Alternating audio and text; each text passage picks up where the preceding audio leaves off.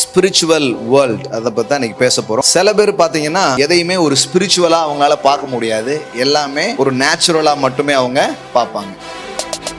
கிறிஸ்தவங்க அப்படின்னு சொல்கிறவங்க கூட நிறைய நேரத்தில் எல்லாவற்றையுமே ஒரு ஃபிசிக்கல் வியூவில் தான் என்ன பண்ணுறாங்க, பார்க்குறாங்க. இயேசு செய்த ஊழியம் அப்படின்னு பார்த்தீங்கன்னா டெலிவரன்ஸ் அண்ட் ஹீலிங் மினிஸ்ட்ரி தான் ஏகப்பட்ட விதத்தில் அவர் என்ன பண்ணுறாரு, செய்கிறார். ஏன்னா மனுஷன் பிசாசுக்கும் பிசாசின் ஒரு ஆயுதமா இருக்கிற நோய்க்கும் அவன் அடிமைப்பட்டு கிடக்குறான். அப்போ எல்லா மனுஷனை போலதான் அவனும் இருக்கிறார். So what makes a special? The anointing makes the difference. இந்த அனாயிண்டிங் தன் மேல அவர் வாங்கினதுக்கு அப்புறம் அவருடைய ஆவிக்குரிய கண்களை கொண்டு ஆவிக்குரிய ரீதியில் அவர் பார்க்கிறாரு. எப்படி பார்க்கிறாரு? இவன் ஏன் பேசாம இருக்கிறான், அல்லது இவன் ஏன் குனிஞ்சிருக்கிறான், இவன் ஏன் இப்படி வாழ்க்கையில குழம்பிட்டே தெரியறான்னா, அதுக்கு பின்னாடி ஒரு ஸ்பிரிட் வேலை செய்யறத அவர் பார்த்தார். ஆவிக்குரிய உலகம்னு ஒன்று இருக்குது அப்படின்னு நமக்கு தெரிஞ்சாதான் நம்முடைய அணுகுமுறைகளிலும் நம்முடைய பார்வையிலும் ஒரு பெரிய வித்தியாசம் இருக்க ஆரம்பிக்கும். சிலர் இதை நம்புறதே இல்லை. ஒரு பண பிரச்சனைனா அது வெறும் பண பிரச்சனையா மட்டும் பார்க்கிறோம். சில நேரம் உறவுகள்ல இருக்கிற பிரச்சனையை வெறும் உறவுகளின் பிரச்சனையாவே நம்ம பார்க்கிறோம்.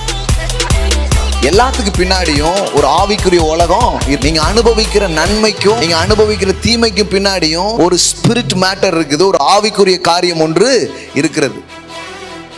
இது வெறும் சயின்டிபிக் ப்ராப்ளம், இது வெறும் ஒரு இயற்கையான ஒரு பிரச்சனை அப்படி நம்ம பார்த்துட்டு போயிட முடியாது.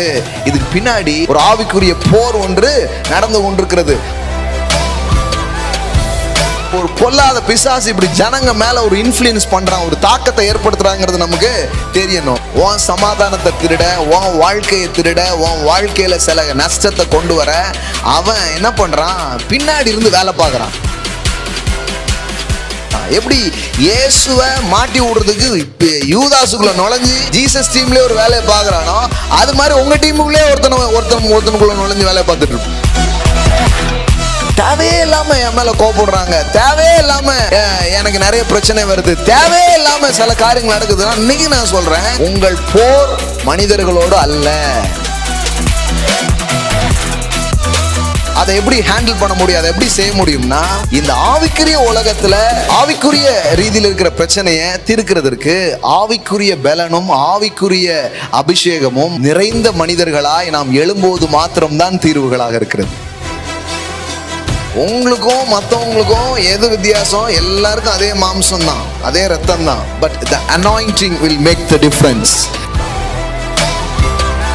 ஸோ இந்த உலகத்தை மாத்த போற கடவுள் நீங்க தான். இங்க நோயை நிறுத்த போற கடவுள் நீங்க தான். இங்க ஏழையை உயர்த்த போற கடவுள் நீங்க தான். இங்க நியாயத்தை நிலைநாட்ட போற கடவுள் நீங்க தான். You are gods.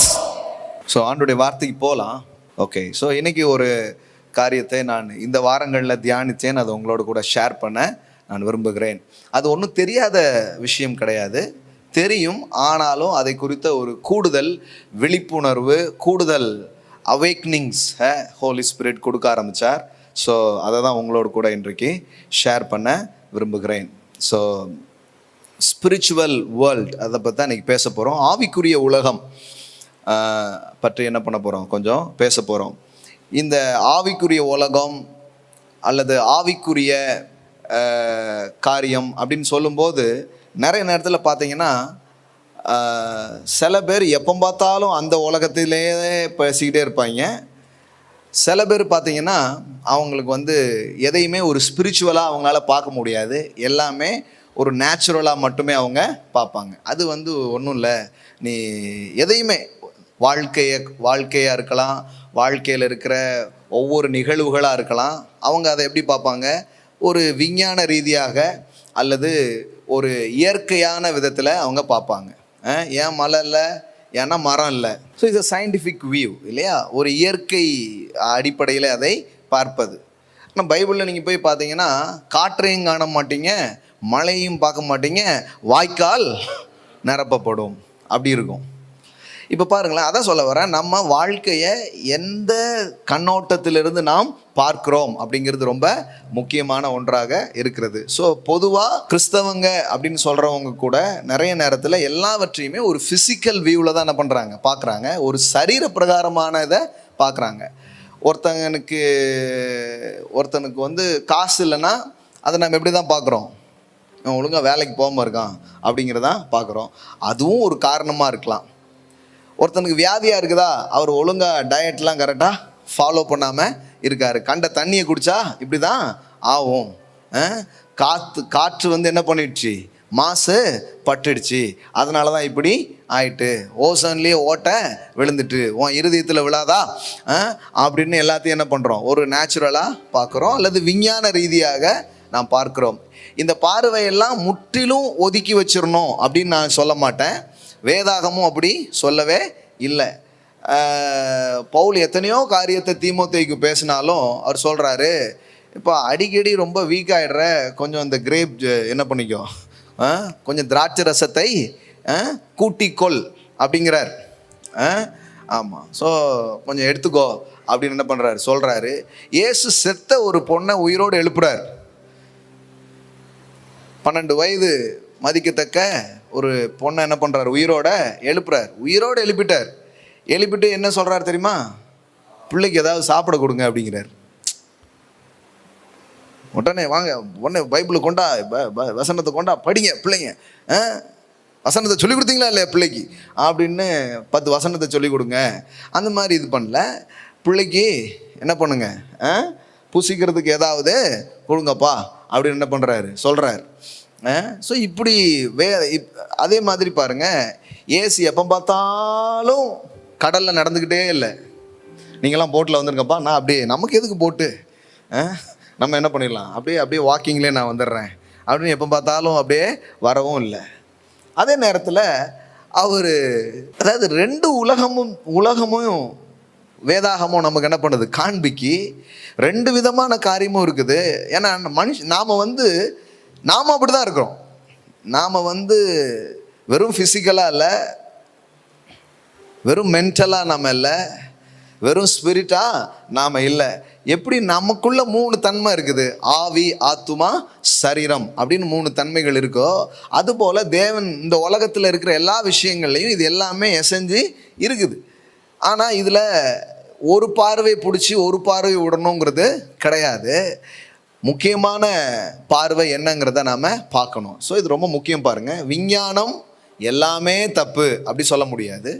சில இந்த நாட்களில் பாருங்களேன், ஜெபம் பண்ணி சுகமானவங்க நிறைய பேரா, இல்லை மருத்துவ உதவினால் சுகமானவங்க நிறைய பேரான்னு கொஞ்சம் யோசித்து தான் பார்க்கணும். எப்படி பேர் யோசிக்கிறாங்க. அப்போது கர்த்தர் பாருங்க எல்லாத்தையும் வச்சிருக்கிறாரு, ஆனால் பெட்டரான திங்ஸ்ன்னு சிலது இருக்க செய்கிறது. அதை பிடிக்கிற வரைக்கும் இதெல்லாம் கொஞ்சம் தேவைப்படுது பாருங்களேன், தேவைப்படுது. அதனால் நம்ம ஒன்றை போட்டு அடின்னு அடிச்சுட்டு, சில பாருங்க மருந்தே வேண்டாம் அப்படின்னு, அப்புறம் முடியலைன்னொன்னே எல்லா மருந்தையும் எனக்கு கொடுங்க அப்படிம்பாங்க. பார்த்துருக்கீங்களா? இங்கே பூசி இங்கே குத்துங்க, இங்கே குத்துங்க, அங்கே குத்துங்கன்னு ஜவ்வாதை எங்கே பூசுங்கிற மாதிரி எல்லா பக்கமும் ஊசி என்ன பண்ணுறாங்க, குத்திப்பாங்க. அந்த மாதிரிலாம் இருக்கிறாங்க. இப்போ நம்ம ஒரு சைடாக போயிட முடியாது. அதே நேரத்தில் சில காரியங்களை நாம் ஆவிக்குரிய ரீதியில் என்ன பண்ண வேண்டியது இருக்குது, பார்க்க வேண்டியது அவசியமாக இருக்குது. இயேசு கிறிஸ்து உடைய பார்வை எப்படி இருந்தது பாருங்களேன். ஒரு பெண் குனிஞ்சிருக்கா, கூனியாக இருக்கா, 18 வருஷமாக அப்படியே இருக்கிறா. உடனே அவளுக்கு ஏதோ ஒரு போன் ப்ராப்ளம் அப்படி அவர் சொன்னார், 18 வருஷமாக இந்த பெண்ணை இந்த பிசாசு என்ன பண்ணியிருக்கிறான், கெட்டி வச்சிருக்கிறான். ஸோ என்ன பண்ணுறாரு, அவளை கட்டவிழ்த்து விட வேண்டாமான்னு சொல்லிட்டு என்ன பண்ணுறாரு, கட்ட அவிழ்க்கிறாரு. அவள் என்ன பண்ணிடுறா, நிமிர்ந்தாள் அப்படின்னு போட்டிருக்குது. ஒருத்தன் பேசாமலே இருக்கான். இயேசு போயிட்டு என்ன பண்ணுறாரு, ஊமையும் செவிடுமான ஆவியை இவனை விட்டு போ அப்படிங்கிறாரு. அப்படி சொன்ன உடனே அவன் என்ன பண்ணுறான், காது கேட்க ஆரம்பிச்சுட்டு அவன் பேச ஆரம்பிச்சிட்டான். அப்போது நீங்கள் நல்லா கவனித்து பார்த்தீங்கன்னா, இயேசு செய்த ஊழியம் அப்படின்னு பார்த்தீங்கன்னா டெலிவரன்ஸ் அண்ட் ஹீலிங் மினிஸ்ட்ரி தான் ஏகப்பட்ட விதத்தில் அவர் என்ன பண்ணுறாரு, செய்கிறார். ஏன்னா மனுஷன் பிசாசுக்கும் பிசாசின் ஒரு ஆயுதமாக இருக்கிற நோய்க்கும் அவன் அடிமைப்பட்டு கிடக்கிறான். ஸோ இவருடைய காரியம் அதிகமாக நடந்த ஒரு காரியம் என்ன அப்படின்னு பார்த்தீங்கன்னா, நோயிலையும் பிசாசின் பிடியிலையும் அகப்பட்டவர்களை. அதனால தான் அப்போஸ்தலர் 10 நாம் படிக்கிறோம். ஆக்ட்ஸ் 10 ஜீசஸுடைய அந்த மினிஸ்ட்ரியை ஒரே லைனில் கொண்டு வராங்க பாருங்க. அப்போஸ்தலர் 10:38 நசரேயனாகிய இயேசுவை, தட் மீன்ஸ் நாசரேத் ஊருக்காரராகிய இயேசுவை. சில பேர் பாருங்க, இது என்னமோ நசரேயனாகிய இயேசுவைன்னா வேற மாதிரி யோசிச்சுட்டு போகிறாங்க. இயேசு வந்து சிம்சோன் போல முடியெல்லாம் வளர்த்துக்கிட்டு அப்படி இருந்தார் அப்படின்னு நினச்சினாங்க. அந்த நசரேய விரதத்தை பற்றி போடலைங்க. இது எதை பற்றி போட்டிருக்குது? அவர் ஊர் வந்து நாசரேத்து. அன்னைக்கு ஜீசஸ்ன்னு பேர் நிறைய பேருக்கு இருந்தது. ஜீசஸ்னா என்ன? யோசுவா.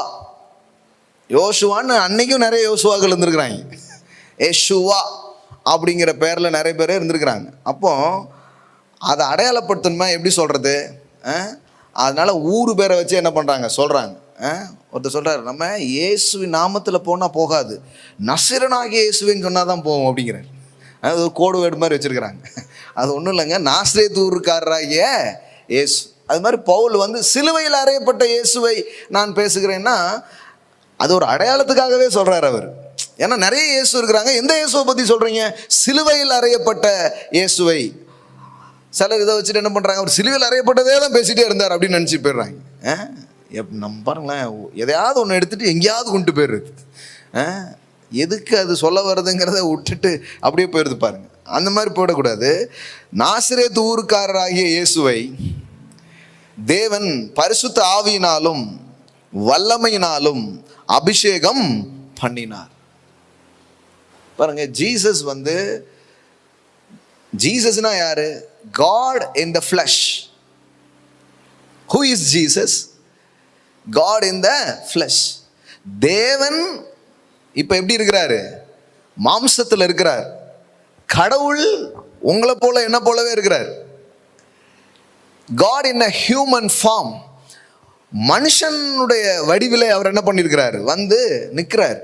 அப்போ எல்லா மனுஷனை போல தான் அவரும் இருக்கிறாரு. So what makes a special? அவரை எது விசேஷமாக்குது, அவரை எது தனித்தன்மை உள்ளதாக்குச்சு அப்படின்னா, இங்கே வேதவசனம் சொல்லுது, அந்த நாசரேத் ஊருக்காரர் தான் அவர், தச்சர் தான் அவர். ஆனால் அவரை எது தனித்துவமாக்குது, எது விசேஷமாக்குது அப்படின்னு சொன்னால், தேவன் பரிசுத்த ஆவியினாலும் வல்லமையினாலும் அபிஷேகம் பண்ணினார். எல்லாம் சொல்லுங்க, அபிஷேகம் பண்ணினார். எல்லாம் சொல்லுங்க, the anointing makes the difference. சத்தமா சொல்லலாமா? Amen. உங்களுக்கும் மற்றவங்களுக்கும் எது வித்தியாசம்? எல்லாருக்கும் அதே மாம்சம் தான், அதே ரத்தம் தான். But the anointing will make the difference. அபிஷேகம் வித்தியாசத்தை உண்டாக்கும். ஆமென்.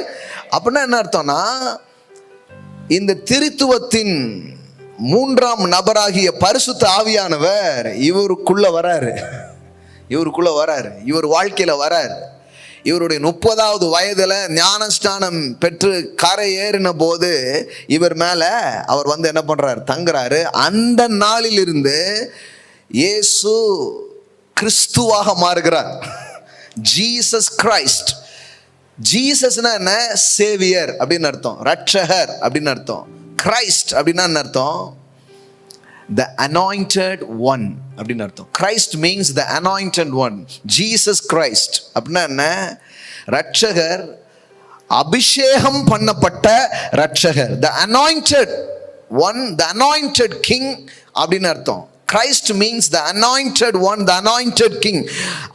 ஏன் அது கிங்ங்கிறது சேர்த்து சொல்றோம்னா, ஏன்னா அனாயிண்ட் யாரை பண்ணுவாங்கன்னா அன்னைக்கு ராஜாக்களுக்கு கொடுக்குற ஒரு காரியமாக அது இருந்தது. அதனால தான் நம்ம என்ன சொல்றோம், ஜீசஸ் கிரைஸ்ட். எல்லாம் சொல்லுமா, ஜீசஸ் கிரைஸ்ட். ஆமென். சும்மா இல்லை, அந்த பேரை சொல்லும் போது ஏதோ ஒன்று நடக்கும். எல்லாம் சொல்லுங்க, Jesus Christ. Amen. Hallelujah. the anointed one, அபிஷேகம் பண்ணப்பட்டவர். அந்த அனாயிண்டிங் தான் அந்த நாசரேத்து ஊர்ல இருக்கிற மற்ற எல்லாரில இருந்து இவரை வித்தியாசமா காட்டுது, இவரை வேறுபடுத்தி காட்டுது. வேற எதுவுமே கிடையாது. அதனாலதான் எல்லாருக்கும் ஆச்சரியம். டேய் நம்ம கூட தான் இருந்தான், திடீர்னு கேட்கணும்ல, மாப்பிள்ள ஒரே ஸ்கூலில் தான் படித்தோம், என்னடா திடீர்னு புதுசு புதுசாக பேசுகிற, 2 பேரும் ஒன்றா தானே போனோம், ஒரே ஸ்கூலில் தானே படித்தோம், ஆனால் உன் வாயிலிருந்து என்னடா புதுசு புதுசாக வருது அப்படின்னு கேட்குறாங்க பாருங்க. அது மாதிரி திடீர்னு இயேசு வாயிலிருந்து ஞானமாக வருது, திடீர்னு அவர்கிட்ட இருந்து அற்புதங்கள் வெளிப்படுது, அதிசயங்கள் வெளிப்படுது. என்னாச்சு? சில சொல்கிறாங்க அது ஒன்றும் இல்லைங்க, 13 வயசில் அவர் இந்தியா பார்க்க ஓடி வந்துட்டார். அந்த டைமில் இங்கெல்லாம் வந்து பல வித்தைகளெல்லாம் அவர் என்ன பண்ணிட்டாரு, கற்றுக்கிட்டு அப்புறம் என்ன பண்ணிட்டார், 30 வயசில் போய் அங்கே செய்ய ஆரம்பிச்சிட்டாரு அப்படிங்கிறாங்க. பாருங்க அவங்களுக்கு அப்படி ஒரு விஷயம் இருக்குதுன்னா, நம்ம ஊர் பையன் இப்படி பண்ணுறான்னு கேட்டிருக்க மாட்டாங்க. சாமி எங்கேருந்து வருது அப்படின்னு கேட்டிருப்பாங்க. சாமி இந்தியாவிலேருந்து இறங்கி வந்திருக்கு, எமயமலையிலேருந்து சாமி வருது அப்படின்னு கேட்டிருப்பாங்க. அவர் அங்கே தான் இருக்கிறார். அதனால தான் அவங்களுக்கு கேள்வி, இவன் மரியாளின் மகன்ல தச்சனின் மகன் அல்லவா, இவனுக்கு வந்து எப்படி இந்த ஆற்றலும் இந்த காரியமும் எப்படி வந்ததுன்னு சொல்லி அவங்களுக்கு என்ன பெரிய ஆச்சரியம். யோசித்து பாருங்க, சாதாரண ஒரு வேலை செஞ்சுட்டு இருக்கிறான், திடீர்னு பெரிய புத்திசாலித்தனம் வந்தால் எப்படி இருக்கும்? அது ஒன்றும் இல்லைடா, கழுதை மேய்க்கிறவனுக்கு இவ்வளவு அறிவா அப்படின்ட்டு ஒரு கேள்வி வர்ற மாதிரி திடீர்னு மரம் இழைச்சிட்டு இருக்கிறான் சாதாரண ஒரு ஆள், இவனுக்கு எப்படி இப்படிப்பட்ட ஒரு ஞானம் வந்துச்சு அப்படிதான் கேட்டாங்க பாருங்க. இவன் தச்சனுடைய குமாரன் அல்லவா, இவன் தாய் மரியாள் என்பவள் அல்லவா, யாக்கோபு, யோசே, சீமோன், யூதா என்பவர்கள் இவனுக்கு சகோதரர் அல்லவா, இவன் சகோதரிகள் எல்லாரும் நம்மிடத்தில் இருக்கிறார்கள் அல்லவா, இப்படி இருக்க இதெல்லாம் இவனுக்கு எப்படி வந்தது என்று சொல்லி அவரை குறித்து இடரல் அடைந்தார்கள். இயேசு அவர்களை நோக்கி, தீர்க்கதரிசி ஒருவன் தன் ஊரிலும் தன் வீட்டிலுமே அன்றி வேறெங்கும் கனவிடம் அடையான் என்றார். அதாவதுனா அப்படியே இருக்கணும்ட்டு இல்லை, முதல்ல வீட்டில் ஏற்றுக்க மாட்டாங்க, கொஞ்சம் சொந்த ஆல்ரெடி பழகின ஆட்கள் ஏற்றுக்க மாட்டாங்க, அப்புறம் உலகத்தில் எல்லாரும் ஏற்றுக்கிட்ட பிறகு இவங்க ஏற்றுப்பாங்க. புரியுங்களா உங்களுக்கு? அதுதான் நடக்கும். எப்போவுமே உள்ளூரில் கொஞ்சம் அடிக்கடி பார்க்குற மூஞ்சா, அதனால் ரொம்ப அது சிறப்பாக யாரும் உணர மாட்டாங்க, ரொம்ப ஸ்பெஷலாக அதை நினைக்க மாட்டாங்க. ஏன்னா எப்போவுமே பார்க்குற ஆள் எப்போ வேணாலும் பேசிக்கலாம், அப்போ சாதாரணமான ஆளாக தானே இருப்பார் அப்படின்னே ஒரு எண்ணம் வந்துடும் பாருங்க. ஜீசஸும் அதான் சொல்கிறார். அதுக்காக அப்படியே இருக்கணும் அவசியம் இல்லை பாருங்க. நீங்கள் உலகம் ஃபுல்லாக ஒரு இம்பேக்ட் நடக்கும், அதுக்கப்புறம் எனக்கு அப்போவுமே தெரியும் தம்பி இப்படி வருவாப்பில்ல அப்படின்றாங்க. இதுதான் மக்களுடைய வார்த்தைகளாக இருக்கும். இப்போ என்னன்னா அவங்களுக்கே என்னன்னா இது எப்படி வந்துச்சு, முந்தின வசனம் போடுங்கம்மா. எப்படி தாம் வளர்ந்த ஊரில் வந்து அவர்களுடைய ஜெபாலயங்களை அவர்களுக்கு உபதேசம் பண்ணினார். அவர்கள் ஆச்சரியப்பட்டு இவனுக்கு இந்த ஞானமும் பலத்த செய்கும் எப்படி வந்தது. அங்க கேள்வி இருக்குது, இங்க பதில் இருக்குது. இங்க என்ன பதில் இருக்குது? இயேசுவை தேவன் பரிசுத்த ஆவியினாலும் வல்லமையினாலும் அபிஷேகம் பண்ணினார். ஆமென். எல்லாம் சொல்லுங்க, the anointing makes the difference. எல்லாம் சொல்லுங்க, the Holy Spirit anointing makes the difference. பரிசுத்த ஆவியானவருடைய நிரம்புதலும் இன்ஃப்ளூயன்ஸும் உங்கள் வாழ்க்கையில் வர வர வர உங்களுக்கு அறிமுகமானவங்களே, உங்களுக்கு தெரிஞ்சவங்களே உங்களை பார்த்து இந்த மாதிரி பேச ஆரம்பிப்பாங்க. அவர்கள் ஆச்சரியப்பட்டு இவனுக்கு இந்த ஞானமும் செய்கையும் எப்படி வந்தது. ஆமென். ஸோ இன்னைக்கு இந்த இடத்துல இருக்கிற இதை பார்த்துட்டு இருக்கிறவங்களுக்கு சொல்கிறேன், இன்னும் சில நாட்களில் உங்களை குறித்து அநேகருக்கு அநேக ஆச்சரியங்கள் வருகிற தக்கதாய் பரிசுத்த ஆவியானுடைய பலனும் அபிஷேகமும் உங்கள் வாழ்க்கையில் பெருகுவதாக நான் சொல்கிறேன். The anointing makes the difference. அதே நாசரேத்து ஊருக்காரர் தான், எல்லாரும் மாதிரி தான் இருக்கிறாரு, எல்லாரும் மாதிரி கோலி வேண்டாண்டாரு. அவங்க ஊரில் கிரிக்கெட் இருந்துச்சான்னு எனக்கு தெரில, என்னமோ விளையாண்டுருக்கிறாரு, சாதாரணமான ஆளாக தான் இருந்திருக்கிறாரு. திடீர்னு பார்த்தா அவர்கிட்ட இருந்து வேற ஏதோ ஒன்று வெளியில் வருது பாருங்க. அபிஷேகம் ஆச்சரியமாய் அவர்களை பார்க்கும்படியாக மாற்றினது பாருங்க. டிஜிஎஸ் தினகரன் அப்படிங்கிற ஒரு இந்தியாவில் பெரிய அப்போஸ்தலராய் பார்க்கப்பட்ட தேவனுடைய மனிதர், அவர் பாருங்க, அவருடைய வாழ்க்கையில் மிகப்பெரிய இன்ஸ்பிரேஷனாக இருந்தது இந்த அப்போஸ்தலர் 10:38 என்று சொல்கிறார். ஒவ்வொருத்தருக்கும் ஒவ்வொரு வசனம் வச்சிருக்கிறாங்க பாருங்க. எப்படி கென்னத் ஹேகின் மார்க் 11:23 11:23 அவருடைய வாழ்க்கையை மாற்றி போட்டுச்சோ, அது மாதிரி அப்போஸ்தலர் 10:38 இவர் என்ன பண்ணிச்சான், ரொம்ப தூண்டிச்சான். அவர் திருப்பி அதை படிச்சாராம். படிச்சுட்டு தான் அவர் போய் ஆண்டோடைய பிரசன்னத்தில் நேரத்தை செலவு பண்ண ஆரம்பிச்சாரு. தேவனுடைய பிரசன்னத்தில் உட்கார ஆரம்பிச்சாரு. ஒரு பேங்க் வேலை பார்த்துட்டு இருந்தாலும் மாலை ஆயிடுச்சுன்னா போதுமா, ஒரு குறிப்பிட்ட நேரம் கடவுளுடைய பிரசன்னத்தில் வந்து அமர, நேரம் செலவு பண்ண, இயேசுவை நிரப்பின அதே அபிஷேகமும் அதே பரிசுத்த ஆவியின் நிறைவும் எனக்கு தேவை அப்படின்னு சொல்லிட்டு உட்கார ஆரம்பிச்சாராம். 1 மணி நேரம், 2 மணி நேரம், 3 மணி நேரம், இப்படி ஒவ்வொரு நாளும். சரியான ரூம் கூட கிடையாதா சொல்றாரு. அந்த ஏணி படிக்கு இடையில கொஞ்சம் கேப் இருக்கும் பாருங்க, மேலே படி ஏறும்போது கீழே, அந்த இடத்த தான் அவருடைய ப்ரேயர் ரூம்பா அவர் என்ன பண்ணியிருக்கிறார், பயன்படுத்தியிருக்கிறார். அப்படியே செலவு பண்ணிட்டே இருந்திருக்கிறார். அவர் சொல்றாரு, ஒரு நாள் என் வாழ்க்கையில் ஒரு பெரிய திருப்பம் ஒன்று நடந்தது. அன்றைக்கு பரிசுத்த ஆவியானவருடைய பலத்த அந்த அபிஷேகம் என்னை நிரப்ப ஆரம்பிச்சது. அன்னையிலிருந்து என்னுடைய வாழ்க்கையும் என்னுடைய ஊழியமும் மாறினது அப்படின்னு சொல்றாரு. ஸோ இந்த வசனம் தான் அதுக்கு ஒரு பெரிய இன்ஸ்பிரேஷனாக இருந்துச்சு அப்படின்னு சொல்றாரு. பாருங்க, நாம் இன்னைக்கு இது யாரோ ஒரு ஆளுக்கு சொந்தம், இல்லை ஒருத்தர் இதை வெளிப்படுத்த முடியும் அப்படிங்கிற நிலை கிடையாது. தேவனுடைய பிள்ளைகளாக இருக்கிற ஒவ்வொருவருக்கும் இந்த அபிஷேகம் சொந்தமாக இருக்கிறது. ஆமென். The anointing is belong to every children of God. தேவனுடைய ஒவ்வொரு பிள்ளைகளுக்கும் இது சொந்தமாக இது இருக்கிறது.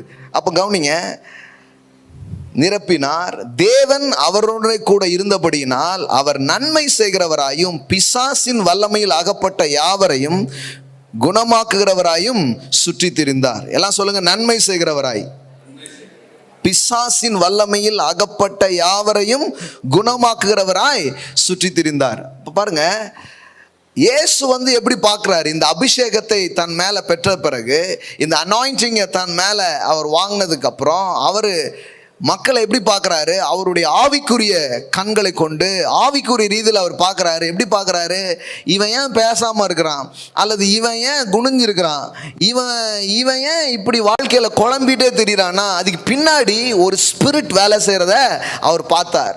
அந்த நோயை அவனுக்கு கொண்டு வந்து அவனை அடிமைப்படுத்தி வச்சிருந்த சில ஆவிகளை அவர் பார்த்தார். அதனால தான் இயேசு பிசாசையும் நோய்களையும் அவர் எதிர்த்து அதிகாரத்தை பயன்படுத்தினதை வேதத்தில் பார்க்கிறோம். என்ன இன்னைக்கு படிக்கிறோன்னா, ஆவிக்குரிய உலகம்னு ஒன்று இருக்குது, அதை நம்ம மறந்துடக்கூடாது. அதை நம்ம மனசில் வைத்து கொள்வோம்னு சொன்னால், நாம் இந்த நேச்சுரல் வேர்ல்டில் நம்முடைய அணுகுமுறை வித்தியாசமானதாக இருக்க ஆரம்பிக்கும். நம்முடைய வித்தியாசமானதாங்கிறத விட நம்முடைய அணுகுமுறை சரியானதாக இருக்க ஆரம்பிக்கும். அப்படி சரியானதாக இருக்கும்போது ரிசல்ட் வேற லெவலில் இருக்கிறத நம்மளால் பார்க்க முடியும். ஆமென். இப்போ கவனிங்க, பலவிதமான பார்வை. ஒன்று ஃபிசிக்கலாக பார்க்குறது, இன்னொன்று வந்து அதோட சேர்ந்தது என்ன சொல்லலாம், ஒரு விஞ்ஞான ரீதியான பார்வையில் பார்க்குறது. இப்போது இன்றைக்கி நடந்துட்டு இருக்கிற பிரச்சனை கூட எப்படி பார்க்குறாங்க மக்கள் பாருங்கள். ஒரு நல்ல சயின்டிஃபிக்காக இதுக்கு ஒன்று கண்டுபிடிச்சிட்டா ரொம்ப நல்லா இருக்குமே அப்படின்னு பார்க்குறாங்க. நம்ம ஆட்கள் இருக்கிறாங்க, ஆவிக்குரிய பார்வைன்ட்டு ரொம்ப மோசமாக பார்க்குற ஆட்கள்லாம் இருக்கிறாங்க. ஆண்டவரே இதை என்ன பண்ணியிருக்கிறாரு, அனுப்பியிருக்கிறாரு அப்படின்னு சொல்லிட்டு பாருங்கள். ஆண்டவர் தான் அனுப்புனாருன்னா, சில பிள்ளைங்க தங்கள் அப்பாவை இழந்துருக்குறாங்க. அப்போ அவங்க அப்பாவை இழக்க வச்சது ஆண்டவரா?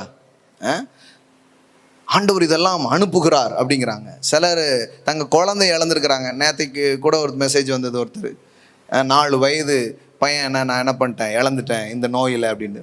பிள்ளைகளை இழந்த பெற்றோர் இருக்கிறாங்க, பெற்றோர் இழந்த பிள்ளைகள் இருக்கிறாங்க. இதெல்லாம் கடவுளாக செய்கிறார். அப்போ யோசித்து பாருங்கள், இதெல்லாம் பேசிகிட்டு இருக்கிறாங்க. எத்தனையோ ஊழியக்காரங்க மரித்து போயிருக்கிறாங்க, உடனே இதெல்லாம் ஆண்டவர் வந்து செஞ்சுருக்கிறாரு அப்படிங்கிறாங்க. அவங்களுக்கே ஒரு குழப்பம் பாருங்களேன், என்ன சொல்லனே தெரிய மாட்டேங்குது. அவங்க என்ன நினைக்கிறாங்கன்னா, இந்த பாவ உலகத்தை கடவுள் திருத்துறதுக்காக இந்த கோவிட் என்ன பண்ணுறாரு, பயன்படுத்துகிறாரு அப்படிங்கிற எண்ணத்தில் தான் சொல்கிறாங்க.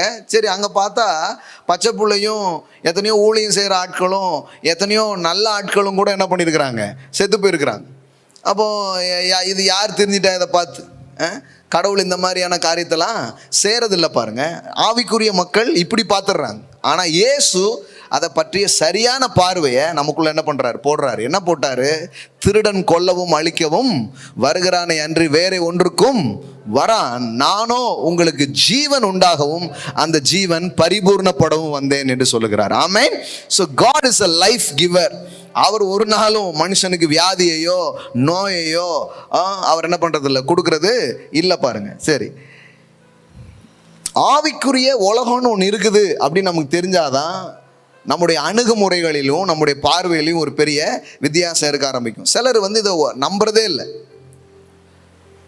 ஒரு பண பிரச்சனைனா அது வெறும் பண பிரச்சனையா மட்டும் பார்க்குறோம். சில நேரம் உறவுகள் இருக்கிற பிரச்சனையை வெறும் உறவுகளின் பிரச்சனையாவே நம்ம பார்க்குறோம். ஆனா எல்லாத்துக்கு பின்னாடியும் ஒரு ஆவிக்குரிய உலகம் இருக்குது. நீங்க அனுபவிக்கிற நன்மைக்கும் நீங்க அனுபவிக்கிற தீமைக்கும் பின்னாடியும் ஒரு ஸ்பிரிட் மேட்டர் இருக்குது, ஒரு ஆவிக்குரிய காரியம் ஒன்று இருக்கிறது. ஸோ காணக்கூடாத இந்த ஆவிக்குரிய உலகம் நிஜமான ஒன்றாக இருக்கிறது அப்படிங்கிறத புரிஞ்சுக்கணும். இது ஒன்றும் பிற்போக்கு சிந்தனையோ இல்லை ரொம்ப பழமையான எண்ணங்களோ கிடையாது. பாருங்க, ஏன்னா இயேசு அவருக்கு முன்னாடி வருகிற மனிதர்களை பார்த்து மோர் தென் 70% நீங்கள் பார்த்தீங்கன்னா அந்த ஆவியை துரத்துறது தான் நம்ம பார்க்குறோம், அலறது தான் பார்க்குறோம். தீயிலையும் தண்ணீர்லையும் தள்ளுது என் பிள்ளைய பிடிச்சி அப்படின்னா வெளியில போ, இவனை விட்டு வெளியே போ, இவனுக்குள்ள திரும்ப வராத அப்படின்னு என்ன பண்றாரு, அனுப்புறாரு. உடனே அந்த ஆவி என்ன பண்ணிடுது, போயிடுது. பாருங்க, அப்போ ஆவி உலகம் அல்லது பிசாசுகள் இதெல்லாம் நிறைஞ்ச ஒரு வேர்ல்டை இயேசு டீல் பண்ணியிருக்கிறார். இப்படிப்பட்ட இந்த தீய சக்திகளும் காரியங்களும் தான் மனுஷனை இப்படி கீழ்ப்படுத்தி மனுஷன் மேலே ஒரு பெரிய தாக்கத்தை அது ஏற்படுத்துதுங்கிறத இயேசு பார்த்தார். அவர் அதுக்கு விஞ்ஞானம் தான் பிரச்சனைன்னு சொல்லலை, அல்லது வேற இயற்கையான காரணங்களை அவர் என்ன பண்ணல, சொல்லலை. பாருங்க, இயற்கையான காரியங்கள்லாம் தேவைதான், சீசர்கள் பாருங்க. அதனால பாருங்க, இயேசு ஒரு முழுமையான காரியத்தை நமக்கு கொடுத்துருக்கிறார். சீசர்கள் கஷ்டப்பட்டு மீன் பிடிச்சிட்டு இருக்கிறாங்க. இவர் பாருங்க, அதுவும் அவரை மறுதளிச்சு வேண்டான்னு போன ஆட்கள். ஆனால் இவர் கரையில் நின்று இவங்களாம் என்ன பண்ணிட்டு இருக்கிறாரு, நெருப்புலாம் போட்டு பார்பிக்யூ, ஃபிஷ் பார்பிக்யூ பண்ணிட்டு இருக்கிறார். அப்படியே பிள்ளைங்களே சாப்பிடுங்க அப்படிங்கார். எப்படி இருக்கு பாருங்க. என் வார்த்தை ஆவியாயும் ஜீவனமாயும் இருக்கிறதே, அதெல்லாம் இருக்கட்டும். இவ்வளோ நேரம் வேலை பார்த்துருப்பீங்க, நல்லா பசிக்கும், முதல்ல என்ன பண்ணுங்க, முதல்ல மீனை சாப்பிடுங்க அப்படின்ட்டு. ஆண்டவர் பாருங்க ரொம்ப அழகா, அதாவது சமநிலையில் அவர் எல்லாத்தையும் டீல் பண்ணுறதை நம்மளால் பார்க்க முடியும். எலியா ஒரு பெரிய தீர்க்கதரிசி, அவன் நெருப்பெல்லாம் வானத்திலேருந்து கொண்டு வந்தவன் தான். ஆனாலும் திடீர்னு வெறுப்பாயிட்டான். வெறுப்பாகி ஒரு செடிக்கு கீழே போய் படுத்துக்கிட்டு, ஆண்டவரே நான் ஒன்றும் ரொம்ப நல்ல ஆள் கிடையாது, பெசாட்டி என்ன எடுத்துடுங்கன்னு ரொம்ப டயர்டில் போய் களைச்சி நின்றுக்கிட்டு என்னெல்லாமோ புலம்பிட்டு இருக்கிறான். அப்போ அந்த நேரத்தில் பாருங்க, ஒரு ஏஞ்சலிக் மினிஸ்ட்ரி அவனுக்கு நடக்குது. ஏஞ்சல் அவனை என்ன பண்ணான்னு நீங்கள் பார்த்தீங்கன்னா ஒன்றும் இல்லை, சாப்பாடு கொடுத்தான். சாப்பாடு கொடுத்தான். அதை சாப்பிட்டுட்டு மறுபடியும் ஆள் என்ன பண்ணிட்டாரு, படுத்துட்டார். அதாவது அதுக்கப்புறம் எழுந்திரிச்சு சாப்பாடு கொடுக்குறான். அதுக்கப்புறம் பார்த்தீங்கன்னா ரொம்ப தூரம் அவன் பயணப்பட்டான்னு இருக்குது பாருங்க. அப்போ தேவன் எல்லாமே பிசாசு அப்படி கிடையாது. சில பார்த்தீங்களா, எல்லாம் பிசாசு அப்படி பாட்டே அப்படி படிப்பாங்க. எல்லாமே டெவில், எவ்ரிதிங் இஸ் டெவில். ஏதோ அவன் ஒரு ஓம்னி பொட்டன்ட் மாதிரி, சர்வ வியாபி அப்படிங்கிற மாதிரி பிசாசு என்ன பண்ணிடுறாங்க, யோசிச்சுறாங்க. அப்படி கிடையாது. பாருங்களேன், பிசாசு சர்வ வியாபியோ சர்வ ஞானியோ கிடையாது. சில நேரம் நீங்க என்ன யோசிக்கிறீங்கன்னு அவனுக்கு தெரியாது. ஹலோ, நீங்க பேசுறத வச்சுதான் ஒருவேளை தெரிஞ்சுக்குவான், ஓஹோ இதை தான் யோசிச்சிருக்காங்களே அவன் அப்படின்ட்டு. அவன்லாம் உள்ள புகுந்து உங்க இருதயத்தை பார்க்குற அளவுக்கு அவன் வலிமையான ஆளு கிடையாது. நல்லா தெரிஞ்சுக்கோங்க. கடவுள் ரேஞ்சுக்கு அவனை யோசிச்சிடக்கூடாது. அவன் அந்த மாதிரி ஆளு கிடையாது. மனுஷன் முகத்தை பார்க்கிறான், கர்த்தரோ இருதயத்தை பார்க்கிறார். அப்படிதான் இருக்குதே தவிர பிசாசால உங்க இருதயத்தை, உங்க சிந்தனைகளை, உங்களுடைய வாழ்க்கையின் ஒவ்வொரு பக்கங்களை பார்க்க முடியும்னு சொல்ல பாருங்க. அவன் அந்த மாதிரி கிடையாது. அவன் சுற்றி திரிகிறான் அப்படின்னு வேதவசனம் சொல்லுது. எவனை விழுங்கலாமோன்னு வகை தேடுறான். யாராவது கிடைப்பாங்களா இன்னைக்கு அப்படின்னு தான் பார்க்குறானே தவிர ஒரே நேரத்தில் எல்லாத்தையும் தூக்கி சாப்பிட முடிகிற வலிமை உள்ளவன் அவன் இருப்பான்னா நேரம் சாப்பிட்ருப்பான். புரியுதுங்களா? பிசாசு சர்வ வல்லமை உள்ளவன் கிடையாது. அவன் சர்வ வல்லமுள்ளவனாக இருந்தான்னா ஒரே நிமிஷத்தில் எல்லாத்தையும் அழிச்சிருப்பான். அவன் வந்து இன்னைக்கு யார் கிடைப்பா, இன்னைக்கு நமக்கு ஒரு அடிமை சிக்கிட்டாங்கிற மாதிரி இன்னைக்கு யாராவது நமக்கு மாட்டுவாங்களா அப்படின்னு அவன் என்ன பண்ணுறது இல்லை, அப்படிதான் அலையிறான். யாராவது கிடைப்பாங்களான்னு தான் பார்க்குறானே தவிர அவன் நினச்சா ஜூம் எல்லாரும் அழிஞ்சு போ, எல்லாரும் நாசமா போ, அந்த மாதிரி அவனுக்கு பண்ணுறதே கிடையாது. இன்னும் சொல்ல போனால் அவனுடைய பெரிய ஆயுதமே தந்திரமாக தான் இருக்குது. வஞ்சனை செய்தல் அல்லது ஏமாற்றுதல், அதை வச்சே அவன் பாதி வேலையை முடிச்சிடறான். அப்போ ரெண்டு நிலை இருக்கு பாருங்க. எல்லாம் பிசாசுங்கிறது கிடையாது. அதே என்னுடைய ஃப்ரெண்ட் ஒருத்தர் சொல்லுவார். ஒருத்தன் வந்து இந்த கிணறு இருக்கும் பார்த்தீங்களா, அது நல்ல பெருசாக இருக்கும் திண்டுலாம். அந்த கிராமத்துலாம் பார்த்தீங்கன்னா தூங்குவாங்க அதுலேயே. நம்ம நார்மலாகவே அவ்வளோ தைரியமாக தூங்குவாங்க. கொஞ்சம் உருண்டா உள்ளே விழுந்துருவோம், ஆனால் அதில் தூங்குவாங்க. ஏன்னா அவங்களுக்கு அவ்வளோ ஒரு இது இருக்கும் அப்படி கிணத்து ஒருத்தன். அப்போது ஒரு நாள் அப்படி ஒருத்தன் தூங்கிட்டு இருந்திருக்கான். அந்த வழியாக பிசாசு வந்திருக்கான். பிசாசு வந்து அவனை எழுப்பி, எப்பா தள்ளி படுத்துக்கோ, அப்புறம் நான் தள்ளி விட்டேன்னு சொல்லிடக்கூடாது அப்படின்றானா. ஏன்னா ஒரு குரூப்ஸ் எப்படி ஆயிட்டாங்கன்னா, நான் சொன்ன மாதிரி எல்லாம் பிசாசு அப்படி ஆயிட்டாங்க. இன்னொரு இது என்னன்னா, அது வந்து ஒன்றும் இல்லைங்க, அது ஒரு சைக்காலஜிக்கல் ப்ராப்ளமாக இருக்கும். அது ஒன்றும் இல்லைங்க, அது வந்து ஒரு ஒன்றும் இல்லை, ஒழுங்காக எதுவும் பண்ணுறதில்ல, இப்படியே ஒரு ஃபிசிக்கலாக அதை பார்த்துட்டு போயிடுறாங்க. பாருங்கள், நமக்கு எல்லா வித பார்வையும் அவசியமாக இருக்குது. அதனால தான் கடவுள் வந்து பகுத்தறிகிற ஆவியை நமக்கு தரார். உண்மையிலேயே இது என்ன இஷ்யூஸ் அப்படிங்கிறத பார்க்கிறதற்கு ஆவியானவர் ஞானங்களையும் வெளிச்சங்களையும் நமக்கு தருகிறார். ஆமென். எல்லாம் சொல்லுங்க, பகுத்தறிதல். the spirit of discerning அப்படின்னு படிக்கிறோம். அது one of the gift. the spirit of discerning, discern பண்றதுக்கு, இது இது இது வந்து இது என்னது அப்படின்னு புரிஞ்சு கொள்றதுக்கு, இதுல என்ன மாதிரி செய்யணும் அப்படின்னு நம்ம தெரிஞ்சுக்கிறதுக்கு தேவன் நமக்கு ஒரு வரத்தை கொடுக்கிறார், ஒரு ஆவியை கொடுக்கிறார். அதுக்கு பேர் பகுத்தறிதல். the spirit of discerning, the gift of discerning அப்படின்னு என்ன பண்ணப்பட்டிருக்கு, சொல்லப்பட்டிருக்கு. அதனாலதான் எல்லாத்துக்கும் ஒரே மாதிரி இல்லை. எல்லாரையும் பார்த்து போபிசாசே போபிசாசே போபிசாசே போபிசாசே அப்படின்னே சொல்லிட்டு இல்லை. அதே நேரத்தில் அவர் சொல்லாமலும் இல்லை.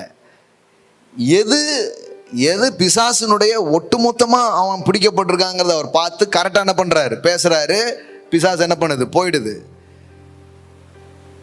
சில நேரத்தில் அந்த நோயை பார்த்து சொல்கிறாரு, நோய் என்ன பண்ணிடுது, போயிடுது. எப்படி பார்த்தாலும் அது அவனுடைய சரக்கு தான். ஆனால் சில இடத்துல நேரடியாக அவனுடைய இன்ஃப்ளூயன்ஸ் இருக்குது, சில இடத்துல அவனுடைய மெட்டீரியலாக அவன் போட்டு போயிருக்கிறான். அவ்வளோதான் விஷயம். அப்போ நேரடியாக அவனுடைய இன்ஃப்ளூயன்ஸ் இருக்கிற எல்லா இடத்தையும் பார்த்து என்ன பண்ணுறாரு, கெட் அவுட் அப்படிங்கிறார். இப்போ ஒன்று சொல்கிறேன் பாருங்க, பயப்படாமல் கேளுங்க. வேதவசனத்தின் அடிப்படையில் பார்த்தீங்கன்னா உலகத்தில் இருக்கிற ஒவ்வொரு மனுஷனுக்குள்ளேயும் அவனுடைய இன்ஃப்ளூயன்ஸ் இருக்கு. பாருங்க, 2 வசனம் உங்களுக்கு காட்டுறேன், பாருங்க. 1 யோவான் 5வது அதிகாரம் 19வது வசனம் பாருங்க. 19.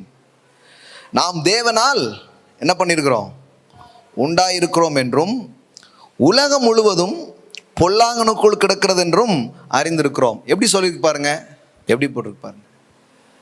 All world around us lies in the power of the evil one.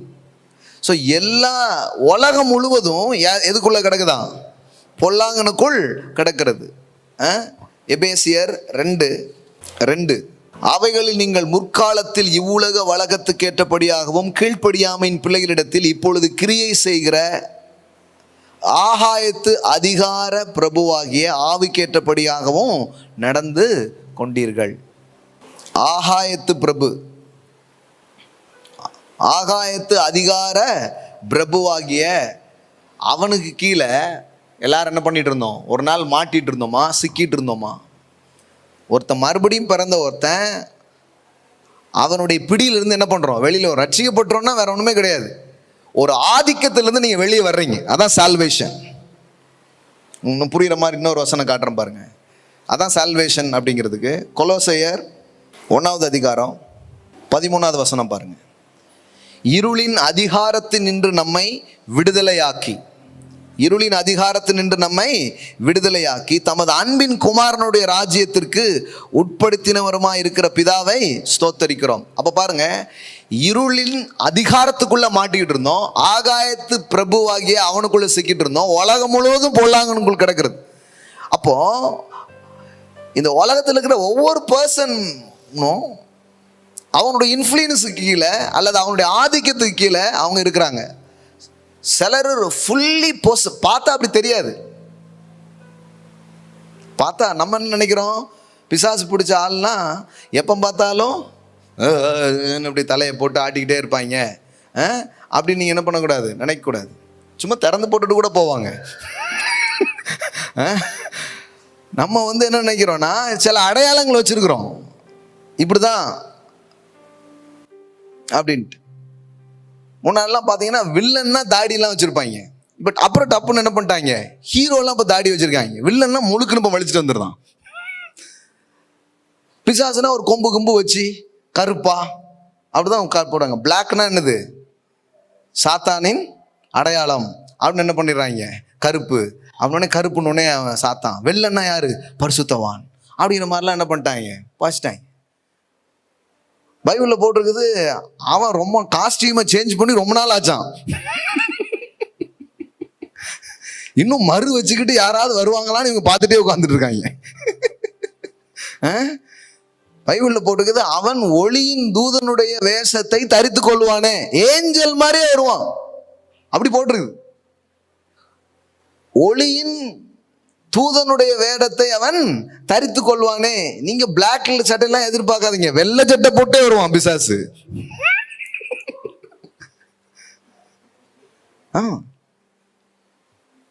இந்த அந்த ஒயிட் எங்கேயுமே இருக்காது. அந்த மாதிரி ஒரு பியோர் ஒயிட்ல கூட வந்தாலும் பாருங்க என்ன அழகா போட்டுக்கு பாருங்க. இது ஆச்சரியம் அல்ல, சாத்தானும் ஒளியினுடைய தூதனுடைய வேஷத்தை தரித்து கொள்வானே.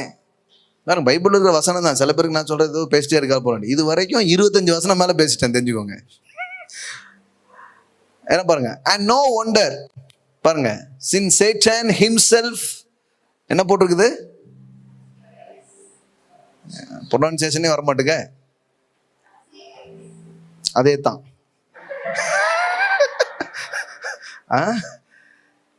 ஏஞ்சல் ஆஃப் லைட் பாருங்க, அவனும் என்ன பண்றான், வேஷத்தை தரிச்சுக்கிறான்.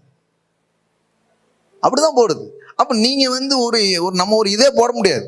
சில சொல்லுவாங்க, இந்த பிசாசு பேயெல்லாம் இங்க தாங்க, எங்க பார்த்தாலும் அந்த வெஸ்டர்ன் மற்றெல்லாம் பாருங்க, அங்க எந்த பேய் இருக்கு, எந்த பிசாசு இருக்கு அப்படிங்கிறாங்க. இங்கதான் கிடந்து ஆடிக்கிட்டு உருண்டுக்கிட்டு, அதான் ஒரு அன்எஜுகேட்டடு வேர்ல்டு.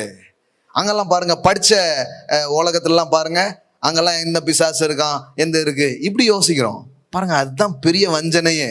நோ, அவன் கோட்டு சூட்டு போட்டு பிரெஞ்சு பேட்லாம் வச்சு உள்ள அழகா ஒருத்தன் அவன் மூலமா வேலை பார்த்துட்டு இருப்பான்.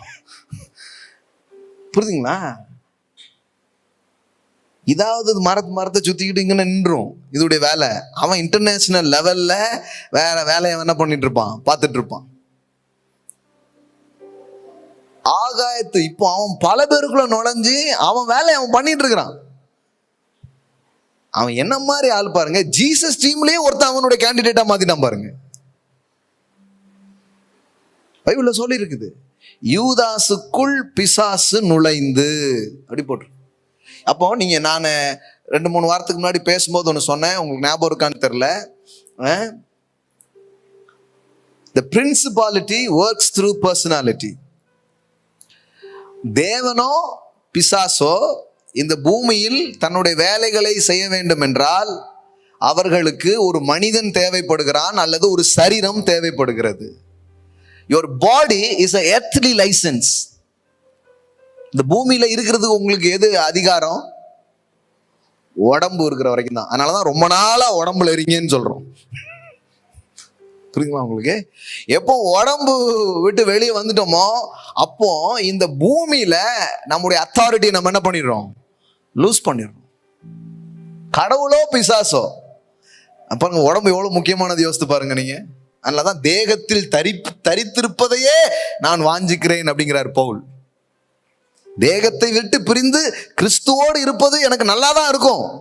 அப்படியே மேலே பாட்டு படிச்சுட்டு அப்படியே உட்காந்துருவேன், இங்கே உங்கள் திட்டத்தெல்லாம் கேட்டு இருக்க வேண்டியிருக்கு அப்படின்னு சொல்கிறாரு. ஆனாலும் நான் தேகத்தில் இருந்தேன்னா எத்தனையோ பேருக்கு யூஸ்ஃபுல்லாக இருக்கும். அதனால நான் தேகத்தில் ரொம்ப நாள் இருக்கிறேன் அப்படின்னு தீர்மானிக்கிறேங்கிறார் பவுல். சரி, இந்த பாடியை திட்டிகிட்டே இருப்பாங்க, திட்டக்கூடாது. உடம்பு திட்டாதீங்க, ரொம்ப நல்லது. கடவுளுக்கு உங்கள் உடம்பு தேவை. ஆமென். உங்கள் கண்ணு தேவை, உங்க ஒவ்வொரு உறுப்புகளும் கடவுளுக்கு தேவைப்படுது. பாருங்க, அப்பொழுது 12 ஒருவனாகிய யூதாஸ் காரியத் என்னும் மறுபேர் கொண்ட யூதாசுக்குள் சாத்தான் புகுந்தான். எப்படி போட்டிருப்பாங்க? Satan entered Judas. அவனுக்குள்ள என்ன பண்றான்? உள்ள போறான். அவன் யார் டீம்ல இருக்கிறான்? ஜீசஸ் டீம்ல இருக்கிறாங்க. ஜீசஸ் டீம்ல இருக்கிறான். என்னன்னா நம்ம என்னன்னா பிசாசு நேரடியா அவன் ஒண்ணுமே பண்ண முடியாது. எல்லாம் சொல்லுங்க, நேரடியா ஒண்ணுமே பண்ண முடியாது. அதே மாதிரி தேவனும் நேரடியா ஒண்ணுமே பண்ண முடியாதுன்னு பண்ண மாட்டார். He can, but he cannot. அவர் என்ன பண்ண மாட்டார்? அதை செய்ய மாட்டார். அவருக்கு ஒரு பாடி தேவை. அதனாலதான் மரியாள்கிட்ட பேசுறாரு, ஏமா நான் வர விரும்புறேன், நீ கொஞ்சம் ஒத்துழைப்பு கொடுத்தனா 10 மாசம்தான் வெளியே வந்துடுவேன், அப்புறம் பாரு அப்படின்னு அந்த ஒரு கன்னி பெண்ணனுடைய பாடிய கேட்கிறார். அவா, ஆண்டவரே உமக்கு நான் அடிமைன்னு சொன்ன உடனே என்ன ஆயிடுது? பரிசுத்த ஆவியினால அவர் என்ன பண்றாரு? உருவாகி இந்த பூமிக்குள்ள அவரு வரார். நல்லா புரிஞ்சுக்கோங்க, இங்க கடவுள் எதையும் தடுத்து நிறுத்த போக மாட்டார். இங்க தடுத்து நிறுத்த போற கடவுளே நீங்க தான். பாருங்க, வேற யார்ட்டையாவது சொல்லியிருக்கலாமோ அத? உங்ககிட்ட போய் சொன்னோம் பாருங்க அப்படிங்கிற மாதிரி ஆயிடுச்சு. எல்லாத்தையும் தடுத்து நிறுத்துற கடவுள் யாரு? நீங்க தான். You are God. அப்படிதான் வேதவசனம் சொல்லுது. பாருங்க, Psalm 82:6 பாருங்க, 82:6. நீங்கள் தேவர்கள் என்றும் நீங்கள் எல்லாரும் உன்னதமானவரின் மக்கள் என்றும் நான் சொல்லி இருந்தேன். I said you are gods. என்ன பாருங்க, indeed all of you are sons of the most high. நீங்கள் தேவர்கள் என்றும், ஆமென், அப்படியே இருக்குது பாருங்க. நீங்கள் தேவர்கள் என்றும் நீங்கள் எல்லாரும் உன்னதமானவரின் மக்கள் என்றும் நான் சொல்லியிருந்தேன். ஆனாலும் நீங்கள் மனுஷரை போல செத்து லோக பிரபுக்களில் ஒருவனை போல விழுந்து போவீர்கள் அப்படிங்கிறார். உங்களுக்கு யாருனே தெரியல, நீங்க யாருனே தெரியல. You are God's.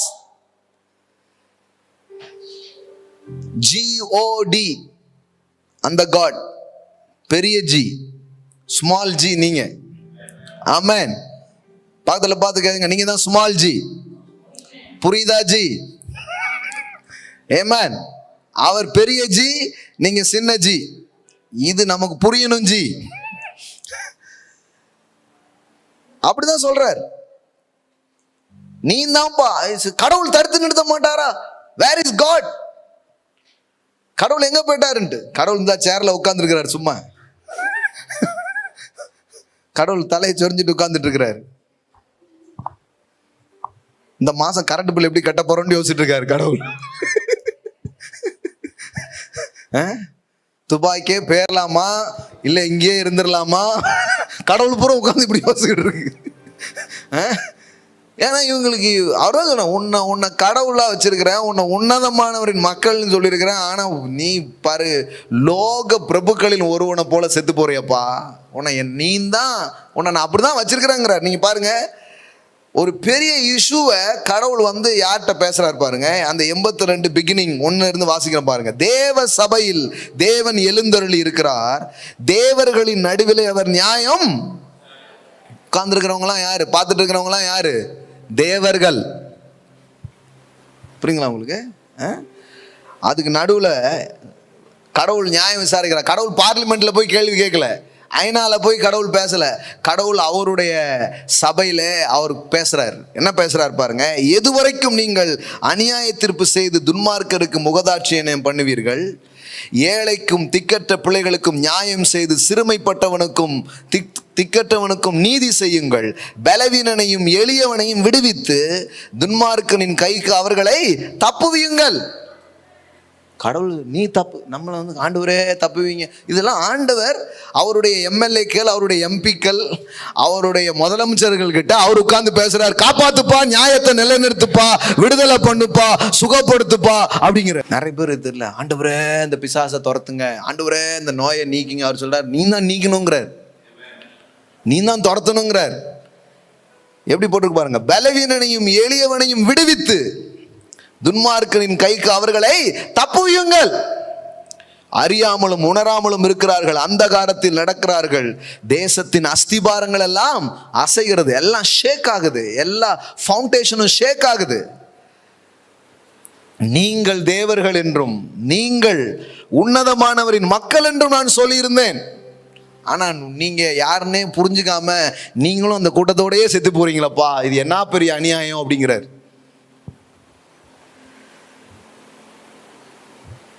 என்ன சொல்லிட்டு இருக்கிற?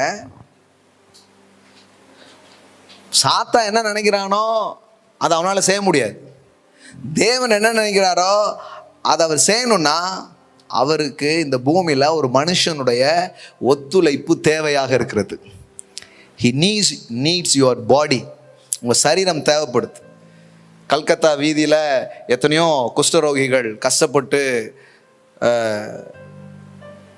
அதாவது பெரிச்சாலை அப்படியே இழுத்துட்டு போமா, ஆட்களை கடிச்சு அப்படியே கிடப்பாங்களா ஆட்கள், பெரிய பெரிய இவ்வளோ குண்டு குண்டா இருக்கும், அப்படியே இழுத்துட்டு போமா, கடிச்சு இழுத்துட்டு, உயிரோடு இருக்கிற ஆளை இழுத்துட்டு போமா.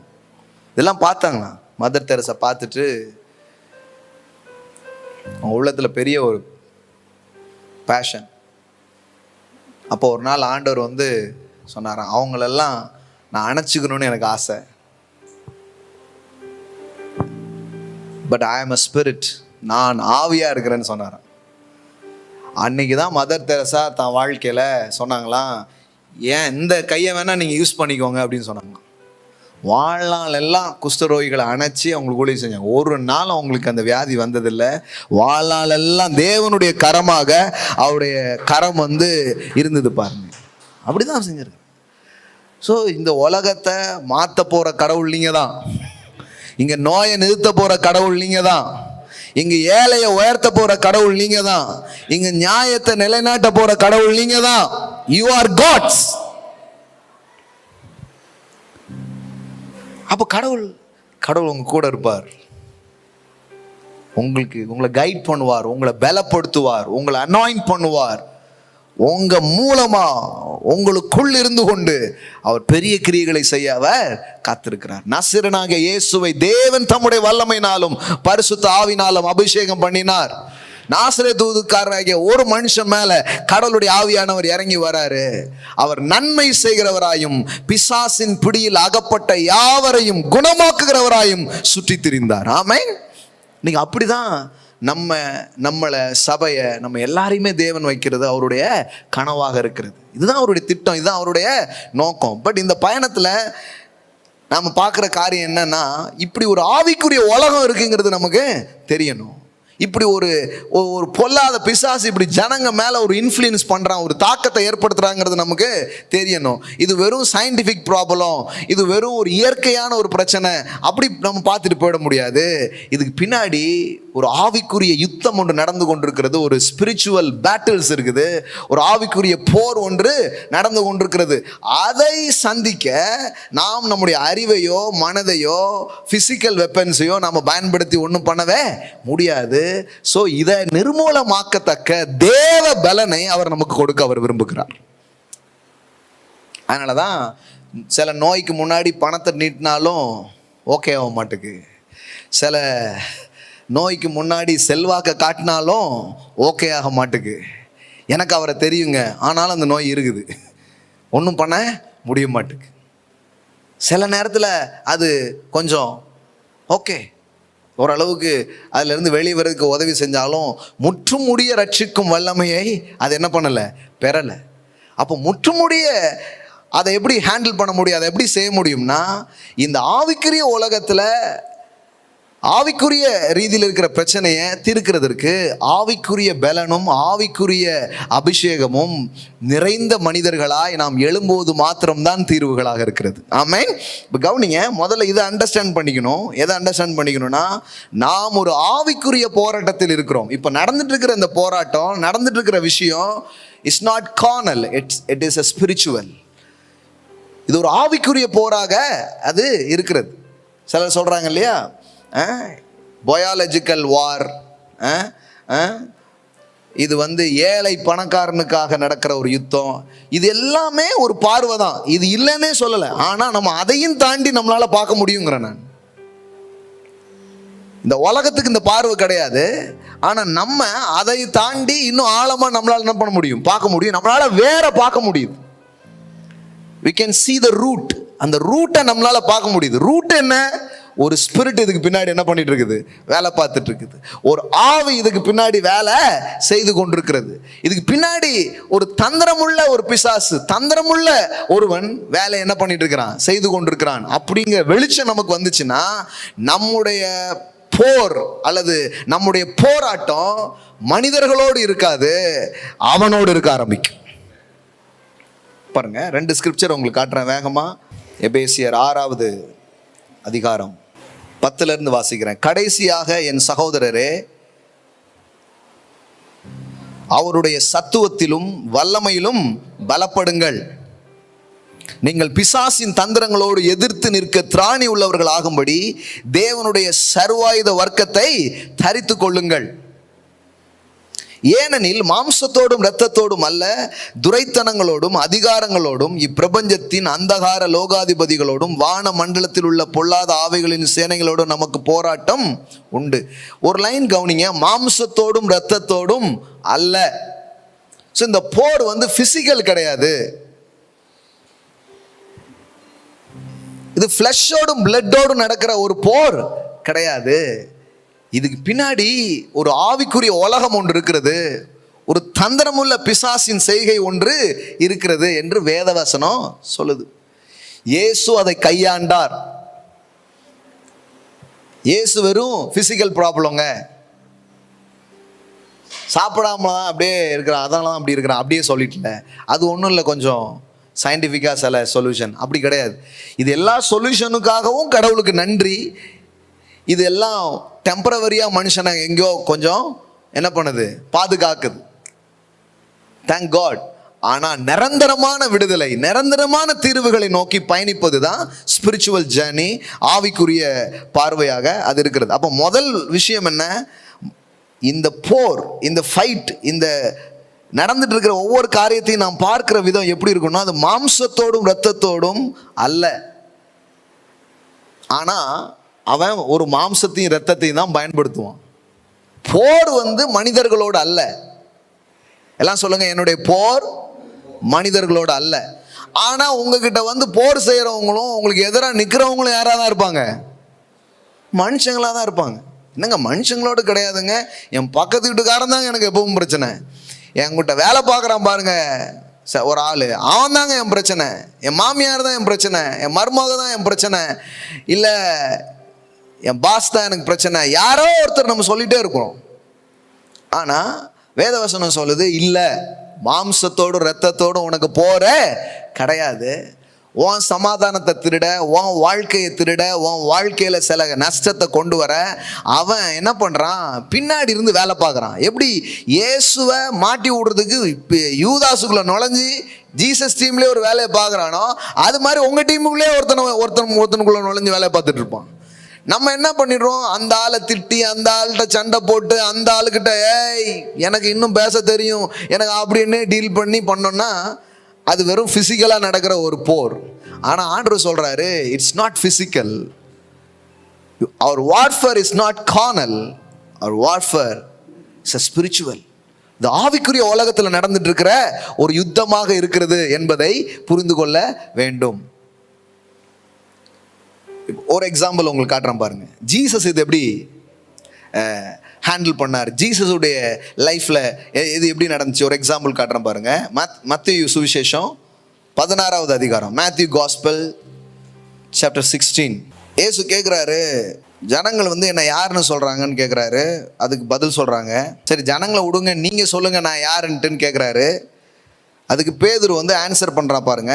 16 சீமோன் பேதுரு பிரதியுத்தரமாக, நீர் ஜீவனுள்ள தேவனுடைய குமாரனாகிய கிறிஸ்து என்றான். இயேசு அவனை நோக்கி, யோனாவின் குமாரனாகிய சீமோனே, நீ பாக்கியவான், மாம்சமும் இரத்தமும் இதை உனக்கு வெளிப்படுத்தவில்லை. பைபிள்ல நிறைய இடத்துல இந்த வார்த்தை வருது பாருங்க, மாம்சமும் இரத்தமும். அப்படின்னா என்ன அர்த்தம்? It's talking about 5 sense. இந்த நாலேஜ், இந்த அறிவு உனக்கு இந்த 5 சென்ஸ்ல இருந்து வரலப்பா, இந்த 5 புலன்களால் இது உனக்கு வரல. இந்த வெளிப்பாடு உனக்கு எப்படி வந்துச்சு? It's from heaven, it's from father. அப்ப பாருங்க, 2 வகையான அறிவு இருக்கு.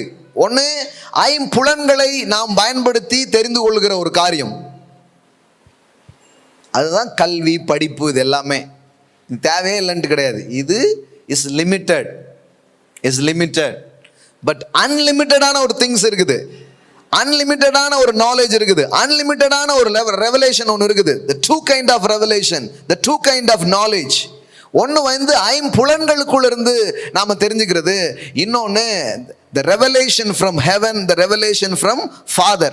அதை தான் இங்க சொல்றாரு, மாம்சமும் இரத்தமும் இதை உனக்கு வெளிப்படுத்தவில்லை, பரலோகத்தில் இருக்கிற என் பிதா இதை உனக்கு வெளிப்படுத்தினார். மேலும் நான் உனக்கு சொல்லுகிறேன், நீ பேதுருவா இருக்கிறாய், இந்த கல்லின் மேல் என் சபையை கட்டுவேன், பாதாளத்தின் வாசல்கள் அதை மேற்கொள்வதில்லை. பரலோக ராஜ்யத்தின் திறவுகோள்களை நான் உனக்கு தருவேன். பூலோகத்திலே நீ கட்டுகிறது எதுவோ அது பரலோகத்தில் கட்டப்பட்டிருக்கும், பூலோகத்திலே நீ கட்டவிழ்ப்பது எதுவோ அது பரலோகத்தில் கட்டவிழ்க்கப்பட்டிருக்கும் என்றார். அப்பொழுது தாம் கிறிஸ்துவாகிய இயேசு என்றும் ஒருவருக்கும் சொல்லாதபடிக்கு தம்முடைய சீசர்களுக்கு கட்டளையிட்டார். அப்பொழுது இயேசு, நல்ல கவனிங்க, ஒரு பெரிய ரெவலேஷன் வந்திருக்குது. யாருக்கு? பேதுருடைய வாழ்க்கையில. இயேசு அவனை அப்ரிஷியேட் பண்றார், அவனை பாராட்டுறார். இப்போ அடுத்த சீன் பாருங்க, என்ன நடக்குது?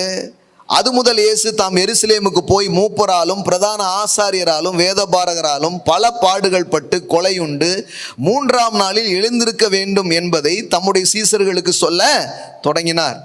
ஸோ என்னெல்லாம் நடக்க போகுதுங்கிறத முன்னாடியே சொல்றார். ஆக்சிடென்ட்டாக நடக்கலை இயேசுனுடைய டெத்து, ஆக்சிடென்ட்டாக நடக்கலை. அவரை பிடிச்சி ஏதோ ஒரு நல்லவருங்க போயிட்டு இருந்தார், அவரை பிடிச்சி அடிச்சிட்டாங்க பாருங்க, நல்லதுக்கே காலம் இல்லை அப்படிங்கிற மாதிரி நிறைவேற்றப்படுத்துறாங்க. அப்படி கிடையாது. அவர் அதுக்காகவே வந்தார். அவர் அதை சீசர்களுக்கு சொல்றாரு, நான் மறிக்க போறேன், இதெல்லாம் நடக்க போகுது அப்படின்னு என்ன பண்றாரு சொல்றாரு. சொல்லிட்டு இப்ப பாருங்க, இந்த வெளிப்பாட்டை பேசுறாரு. பேசின உடனே 22, அப்பொழுது பேதுரு அவரை தனியே அழைத்து கொண்டு போய், டீம்ல இருக்கும்போது சொல்ல, தனியா கூட்டு போறான் அப்படிங்கிறான். உடனே போயிட்டு, ஆண்டவரே இது உமக்கு நேரிட கூடாதே, இது உமக்கு சம்பவிப்பதில்லை என்று அவரை கடிந்து கொள்ள தொடங்கினான். அவரோ திரும்பி பேதுருவை பார்த்து, எனக்கு பின்னாக போ சாத்தானே. என்னங்க பேதுருவை பார்த்து என்ன சொல்றாரு? அப்பால போ சாத்தானேங்கிற மாதிரி, எனக்கு பின்னாடி போ சாத்தானே. என்ன சொல்றாரு பாருங்க, get behind me Satan. பின்னாடி போ அப்படிங்கிறாரு. என்னங்க திடீர்னு பேதுருவை போய் இப்படி சாத்தானே பின்னாடி போ அப்படின்ட்டாரு இயேசு. நல்லா கவனிங்க, இயேசு பாருங்க, அந்த ஸ்பிரிட் ஆஃப் டிசைனிங் எப்படி அவருக்குள்ள ஒர்க் பண்ணுது. ஒரு முறை சொன்னா, you are the Son of the living God, you are the Christ அப்படின்னு சொன்னா கொஞ்ச நேரத்துக்கு முன்னாடி. அது யார் தான் சொன்னா? பேதுரு வாயிலிருந்து தான் வந்துச்சு. ஆனா இது எங்க இருந்து டவுன்லோட் ஆயிருக்குது? தேவனிடத்திலிருந்து வந்திருக்குது. ஜீவனுள்ள தேவனுடைய குமாரனாகிய கிறிஸ்துங்கிற வெளிப்பாடு. ஆனா இப்ப சொன்னா பாருங்க, இதுக்கு பின்னாடி பிதா இல்ல, இதுக்கு பின்னாடி இன்னொருத்தன் இருக்கிறான் அப்படிங்கிறத அவர் முதல்ல என்ன பண்றாரு, கண்டுக்கிறார். கண்டுகிட்டு ஏதோ பேதுரு மேல கோவப்பட்டாருங்கிறது இல்ல, அவன் மூலமா வேலை செஞ்சுட்டு இருந்தான் பாருங்க, அவனை பார்த்தான் சொல்றாரு பின்னாடி போ அப்படின்னாரு பாருங்க. இது இப்படிப்பட்ட காரியம் தான் நடக்குது. தேவையே இல்லாம என் மேல கோபப்படுறாங்க, தேவையே இல்லாம எனக்கு நிறைய பிரச்சனை வருது, தேவையே இல்லாம சில காரியங்கள் நடக்குதுன்னா இன்னைக்கு நான் சொல்றேன், உங்கள் போர் மனிதர்களோடு அல்ல. உங்க மதிப்பை, உங்க பணத்தை திருடும்படியா உங்க வாழ்க்கையில ஏதோ ஒன்று பண்றானா நீங்க மனுஷங்களுக்கு எதிராக போராட வேண்டாம். மாம்சத்தோடும் ரத்தத்தோடும் நமக்கு போர் அல்ல. அதுக்கு பின்னாடி ஒருத்தர் இருக்கிறான் பாருங்க, போ பிசாசனா, அங்க டெலிவரி ஆயிடும், அந்த ஆளே டெலிவரி ஆயிடுறான். அங்க பாருங்க, நீ இடரலா இருக்கிறாய், தேவனுக்கு ஏற்றவைகளை சிந்திக்காமல் மனுஷனுக்கு ஏற்றவைகளை சிந்திக்கிறாய். இப்போ எவ்வளோ அழகா ஐடென்டிஃபை பண்ணாரு. ஐடென்டிஃபை பண்ணது மட்டும் இல்லை, அவருடைய கோபமும் அவருடைய எதிர்ப்பும் பேதுருக்கு எதிராக அல்ல, பேதுருவை பயன்படுத்தின, பேதுருக்கு பின்னாடி நின்று வேலை செஞ்சுட்டு இருந்த அந்த பிசாசுக்கு எதிராக அவர் நிற்கிறார். இந்த பார்வை நமக்கு அவசியமா இருக்கு. ஆண்ட்ரூ ஓமக்ங்கிற ஒரு அற்புதமான ஊழியர் இருக்கிறார். அவர் அம்மா அவங்க வீட்டுக்கு வந்தாங்களாம். வந்துட்டு எப்போ பார்த்தாலும் உன் பிள்ளைக்கு சளி பிடிச்சிரும், உனக்கு வந்து பிள்ளைகளுக்கு காய்ச்சல் வந்துடும், கஷ்டம் வந்துடும், நெகட்டிவாகவே பேசிகிட்டே இருந்தாங்க. உன் பணம் நஷ்டமாயிடும், இப்படி ஆனால் அப்படி ஆயிடும், எப்போ பார்த்தாலும் நெகட்டிவாக பேசிட்டே இருந்தாங்க. அப்போது ஆண்ட்ரூ அம்மாக்கு வந்து ஒரு ரெவலேஷன் வருது. என்னன்னா, நம்ம அம்மா எப்பவும் இப்படி பேசுகிற ஆள் கிடையாது, ஆனால் இந்த மாதிரியே பேசிகிட்டு இருக்காங்களேன்ட்டு அவங்க முன்னாடி போய் நின்று இயேசுவின் நாமத்தில் போ பிசாசே அப்படின்னாங்க. என்னப்பா அம்மாவை இப்படி சொல்லிட்ட அப்படின்னாங்க. அவர் சொல்கிறாரு, நான் அப்போ தான் கிறிஸ்தவ பயணத்தில் இருந்தேன், எனக்கு இதை எப்படி ஹேண்டில் பண்ணணும்னு தெரில, அதனால் என்ன பண்ணிட்டேன் அப்படியே சொல்லிட்டேன். உங்களுக்கு பெட்டராக ஹேண்டில் பண்ண தெரிஞ்சால் பெட்டராக ஹேண்டில் பண்ணுங்க, ஆனால் நான் அப்படி தான் சொன்னேன். அதுக்கப்புறம் அவங்க அப்படி பேசுறது நிறுத்திட்டாங்களாம். அதுக்கப்புறம் அப்படி பேசுறதே நிறுத்திட்டாங்களாம். இன்னொரு இன்சிடென்ட் அவர் சொல்றாரு, அவர் ஊழியத்தில் வளர்ந்து வர்ற நாட்களில் சில அற்புதமான காரியம் ரெவலேஷன்லாம் ஆண்டவர் கொடுக்குறாரு, அதெல்லாம் எழுதுறாரு, ஒரு புத்தகமாக எழுதி அதை வெளியே கொண்டு வரணும் அப்படின்னு சொல்லிட்டு ஆசையில் நிறைய என்ன பண்ணுறாரு, எழுதுறாரு. அப்போது ஒருத்தர் ஒரு பிரிண்டிங் பண்ணக்கூடிய ஒரு ஆள் வந்து என்ன பண்ணுறாரு, எங்களிடத்துல கொடுங்க, நாங்கள் ஒரு சலுகை விலையில் அவங்க போட்டிருந்த அந்த பில்லை விட ரொம்ப கம்மியான தொகைக்கு நாங்கள் அதை பண்ணி கொடுத்துட்றோம், இப்போது சில தேவைகள்லாம் இருக்கிறதுனால இந்த தொகைக்கு எங்களால் என்ன பண்ண முடியும், செஞ்சு தர முடியும் அப்படின்னோடனே ஒரு குறிப்பிட்ட அமௌண்ட் என்ன பண்ணிட்டாங்க, கொடுத்துட்டாங்க. அந்த ஆள் என்ன பண்ணிட்டாரு, அந்த அமௌண்ட்டை வாங்கிட்டு ஆளை காணும்,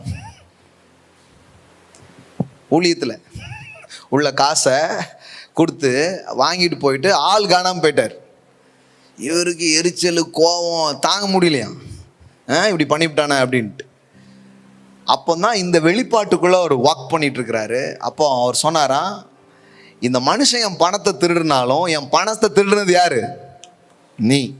என் பணத்தை திருடுனது நீ. நீதிமொழிகளை படிக்கிறோம், திருடன் கண்டுபிடிக்கப்பட்டால் அவன் 7 மடங்கு திரும்ப கொடுக்கணும். அவர் சொன்னாராம், இயேசுவின் நாமத்தில் என்னிடத்தில் இருக்கிற பணத்தை திருடுனது இந்த ஆள் கிடையாது, திருட்டு பையன் நீ, திருட்டு பையன் நீ. என்னிடத்திலிருந்து திருடப்பட்ட பணங்கள் 7 மடங்கு வருவதாக அப்படி சொன்னாராம். the 7-fold return. இப்படியே பேசிட்டு இருந்தாராம். இப்படியே தன்னுடைய ஸ்பிரிச்சுவல் அத்தாரிட்டி அவர் பயன்படுத்திட்டே இருந்தாராம். அவர் சொல்றாரு, அந்த இயர் வழக்கமான வருஷம் வர்ற அந்த காரியத்தை விட அவர் அந்த 7 மடங்கு கால்குலேட் பண்ணிட்டார். இப்போ 1 கோடினா எவ்வளவு, என்னங்க 7 கோடி, கரெக்ட் தானே? 1 கோடினா 7 கோடி. அது மாதிரி கனெக்ட் பண்ணி 1 கோடி ரூபா அந்த வருஷம் அவருக்கு ஒரு டேர்ன் ஓவர் ஆகுதுன்னு சொன்னால், அந்த வருஷம் ஊழியத்தில் அவர் ஆஃபரிங்ஸ் அவர் பார்க்குறாருன்னா, இது அந்த வருஷம் அவர் சொல்கிறாரு அது 7 கோடியாக மாறிச்சுட்டார். 7 மடங்கு வருவதாக. திருடன் கண்டுபிடிக்கப்பட்டால் அவன் என்ன பண்ணணும்? 7 மடங்கு அதை திருப்பி கொடுக்கணும். அதான் சட்டம் பாருங்க. Proverbs 6:31 இருக்குது. அவன் கண்டுபிடிக்கப்பட்டால் 7 மடங்கு கொடுத்து தீர வேண்டும். ஆமென். நான் சொல்றேன், உங்க வாழ்க்கையில எத்தனையோ நிம்மதியை, சந்தோஷத்தை, பொருளை, மதிப்பை, உறவுகளை திருடன், அவனுக்கு பேரே திருடன் பாருங்க. திருடன் கொல்லவும் அழிக்கவும் வருகிறானே அன்று வேற ஒன்றுக்கும் வரான்.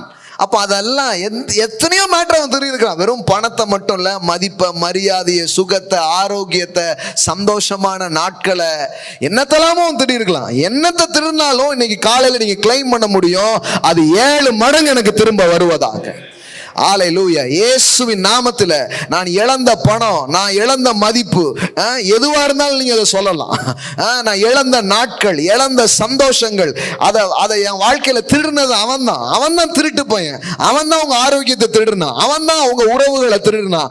அவன் தான் உங்க பொருட்களை திருடினான். அவன் தான் உங்க வாழ்க்கையில பிரியமான சில காரியத்தை அவன் பக்கமா கொண்டு போயிட்டான்.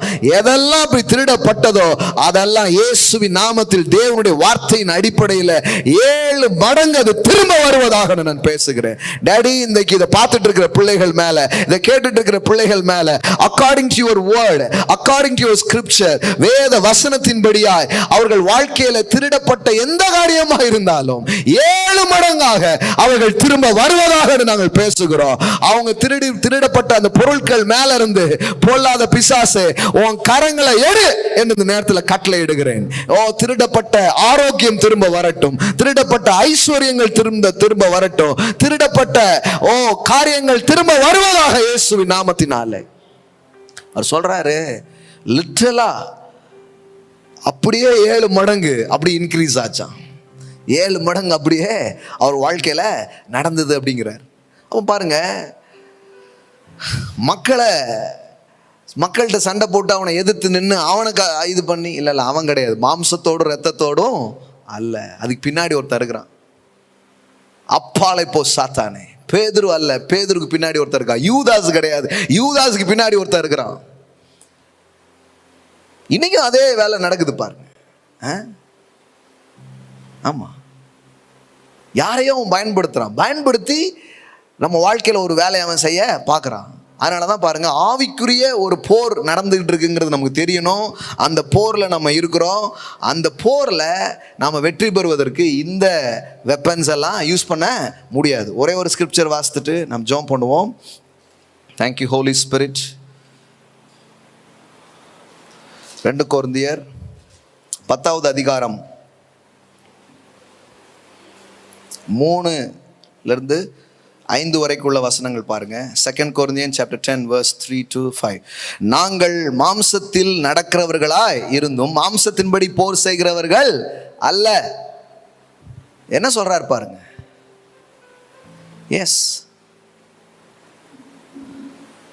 மாம்சத்தின்படி போர் செய்கிறவர்கள் அல்ல. எங்களுடைய போராயுதங்கள் மாம்சத்துக்கேற்றவைகளாய் இராமல் அரண்களை நிர்மூலமாக்குறதற்கு தேவ பலமுள்ளவைகளாய் இருக்கிறது. இப்போ மாம்சத்தில் ஹேண்டில் பண்ண என்ன பண்ண, அந்த ஆளை பிடிக்கணும், அவனை இன்ட்ரோடியூஸ் பண்ண, அவனை போட்டு அடிக்கணும். அவர் சொல்றாரு, அப்படியே சொல்றாரு, அவன் மட்டும் என் கையில் கிடைச்சான் மூஞ்சிலேயே குத்திடணும்னு நான் இருந்தேன் அப்படிங்கிறார். இயல்பா வர்றது தானே. அவன் மூஞ்சியை உடச்சி என் பைசாவை ஏன்டா திருடுனேன் அப்படின்னு கேட்கணும்னு எனக்கு தோணுச்சு.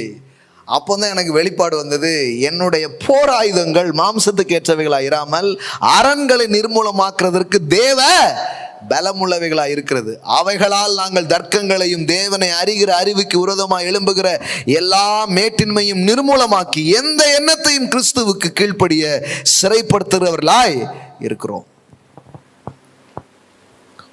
என்ன மாதிரி வார்த்தை பாருங்க. எல்லாம் சொல்லுங்க, நம்முடைய போராயுதங்கள் மாம்சத்துக்குரியவைகள் அல்ல, அரண்களை நிர்மூலமாக்கத்தக்க தேவ பலமுள்ளவைகளாக இருக்கிறது. we can use God's word. எது நமது ஆயுதங்கள்லாம் என்ன? God's word, the blood of Jesus, the name of God. இதெல்லாம் நம்முடைய வெப்பன்ஸ் பாருங்க. நாம போய் பிசிக்கலா போட்டு அடிச்சுட்டு, பிசிக்கலா போட்டு சண்டை போட்டுக்கிட்டு, உங்க தொழில ஒரு போராட்டம் இருக்குதா, பிசிக்கலா போய் சில இது பண்ணலாம். சில காரியங்கள் இருக்குது, சிலதை மேனேஜ் பண்ணுறது, சிலதை ஒழுங்கு, அதெல்லாம் இல்லைன்னே நான் சொல்ல. ஆனால் எல்லாம் பண்ணியும் ஒன்று அப்படியே இருக்குதுன்னா, ஸோ அது வெறும் இட்ஸ் நாட் மேனேஜ்மெண்ட் ப்ராப்ளம். மூணு தானே, மேன் மெஷின் மெத்தட், அவ்வளோதான். அதான் எம்பிஏ இல்லையா? எம்பி படித்தா கூட இந்த 3 தான் படிக்க முடியும். மேன், மெஷின், மெத்தட், இந்த 3ல் ஏதோ ஒன்று தான் ப்ராப்ளம், அதை போய் கரெக்ட் பண்ணு. ஆனால் இதை தாண்டி இன்னொரு ப்ராப்ளம் இருக்கும், அது யாருக்கும் தெரியாது. அதனால தான் நம்ம வெறும் எம்பிஏ படிச்சுட்டு வாழறதுக்கு நம்மளை அடைக்கல. தேவனுடைய வார்த்தையின் வெளிச்சத்தில் இருந்து, இது ஒரு ஸ்பிரிச்சுவல் வேர்ல்ட், இங்கே ஒரு ஸ்பிரிச்சுவல் காரியம் நடந்து கொண்டிருக்கிறது. உங்கள் பணத்தை தடுக்கிற ஒருத்தர் இருக்கிறான், உங்கள்கிட்ட வர்ற ஜனங்களை தடுக்கிற ஒருத்தர் இருக்கிறான், உங்களுக்கு வருகிற ஆர்டர்ஸை, உங்களுக்கு வருகிற நல்ல நல்ல காரியத்தெல்லாம் பிடிச்சி வைக்கிற ஒருத்தர் இருக்கிறான். அதனால தான் தெற்கை நோக்கி வைத்திராத என்றும் வடக்கை நோக்கி கொடு என்றும் சொல்வாயாக என்று எழுதப்பட்டிருக்கிறது. உங்கள் ஆவிக்குரிய உலகமாக இருக்கிறதுனால இதை நீங்க எப்படி டீல் பண்ண முடியும்னா, தேவனுடைய வார்த்தை, தேவனுடைய நாமம். அதனாலதான் கோலியாத்து ஈட்டி பட்டயம் கேடத்தெல்லாம் எடுத்துட்டு வந்து நிக்கிறான். ஆனா தாவீது அவன்கிட்ட போய் நின்று சொல்றான், நீ ஈட்டி கேடயம் பட்டையெல்லாம் எடுத்துட்டு வந்திருக்க, இவன்டின் டூல்ஸ் இருக்கு, பெரிய டூல்லாம் ஒன்றும் கிடையாது, அதை வச்சு சண்டை போட முடியலாம் சொல்ல முடியாது. ஆத்துல இருக்கிற ஒரு கூழாங்கல்ல தூக்கிட்டு வந்திருக்கிறான். நம்மகிட்டையும் சில கருவிகளும் சில காரியங்களும் இருக்குது, ஆனா அது பெரிய விஷயமே கிடையாது. இப்ப சொல்றான், நீ எதுல வர்ற, உன்னுடைய ஸ்ட்ரென்த் என்ன, நீ ஈட்டியையும் பட்டயத்தையும் கேடயத்தையும் நீ நம்பி வர்ற, ஆனா நானும் நீ நிந்திக்கிற இஸ்ரவேலின் தேவனாகிய கர்த்தருடைய நாமத்துல நான் வர்றேன். ஆக்சுவலி நீங்க யோசித்து பாருங்க, அன்னைக்கு நடந்த சண்டை பிசிக்கலான சண்டை தான், ஆனா கூட அதை ஸ்பிரிச்சுவலா பண்ணிருக்கான். எத்தனை பேர் புரிஞ்சுன்னு தெரியல. இன்னைக்கு நம்ம பிசிக்கலா கூட சண்டை கிடையாது தான், ஃபுல்லாவே இப்படிதான் பண்ண போறோம். ஆனா அன்னைக்கு வார் தான், 2 பேர் சண்டை போட்டுக்கணும். ஆனா அந்த சண்டையில கூட அவன் என்ன சொல்றானா, டேய் நான் வெறும் இந்த கல்லை நம்பி வரலடா, ஏன்னா உடன்படிக்கையை நம்பி வந்திருக்கிறேன் நானு, நீ விருத்த சேதனம் இல்லாதவன், but I am a covenant man, கடவுள் என் கூட இருக்கிறாரு, நீ எவ்வளவு பெரிய மாம்ச மலையா இருந்தான்னு எனக்கு முன்னாடி நீ விழுவ அப்படிங்கிறான்.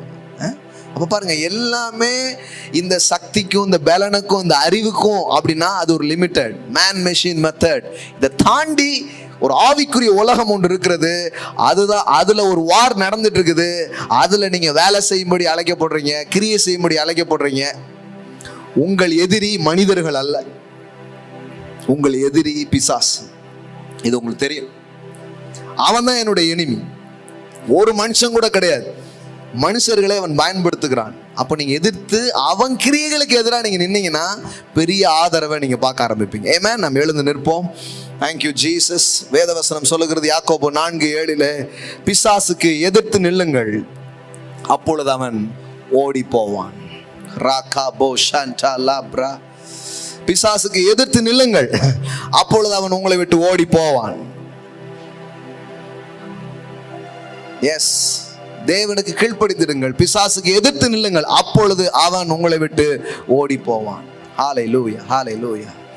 ராகாபோ ஷாட்டாலா பாராபாலாரா. இந்த நோயா வெறும் நோய் கிடையாது, இந்த நோயை கொண்டு வர்ற ஒருத்தர் இருக்கிறான்.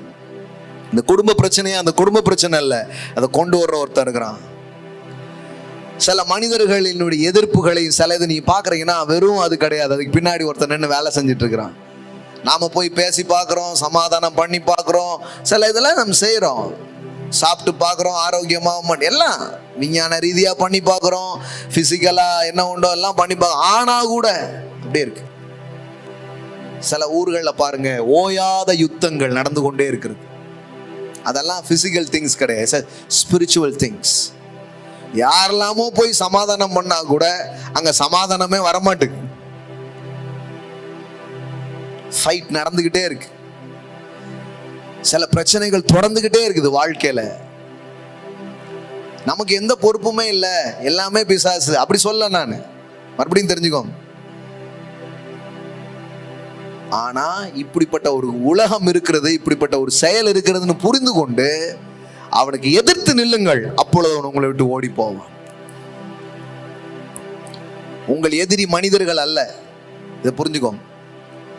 உங்க எதிரி இன்னொருத்தன், அவங்கள அவங்க பயன்படுத்துறான். இது வரைக்கும் ஒருவேளை மனுஷங்க உங்க வாழ்க்கையில சிலதை பண்ணிட்டதுனால நீங்க அவங்க மேல வருத்தத்துல நீங்க இருப்பீங்கன்னா, நீங்க அந்த வருத்தத்துல இருந்து வெளியே வந்துருங்க. அந்த மனுஷங்களை உங்க மனசுல கொண்டு வந்து கூட சொல்லுங்க, உங்க மேல எனக்கு வருத்தம் இல்லை, நீங்க எனக்கு பண்ணல, நீங்க எனக்கு செய்யல, உங்க பின்னாடி ஒருத்தன் நின்று பண்ணிட்டு இருக்கிறான், இன்னைக்கு நான் அவனை எதிர்க்கிறேன் இயேசுவின் நாமத்துல, பின்னாடி போ பிசாசு. ஷேக்ராமா காட்டா லாப்ரா காத்தாரா. என் பணத்தை என்கிட்ட இருந்து திருடி என்ன நஷ்டத்துக்குள்ள உள்ளாக்குனது அந்த ஆட்கள் கிடையாது. அதுக்கு பின்னாடி நின்று ஒருத்த வேலை பார்த்துட்டு இருந்தான்ல, இன்னைக்கு என் பணத்து மேல கைய வச்ச பிசாசை உன் கையை எடு இயேசுவின் நாமத்தினால.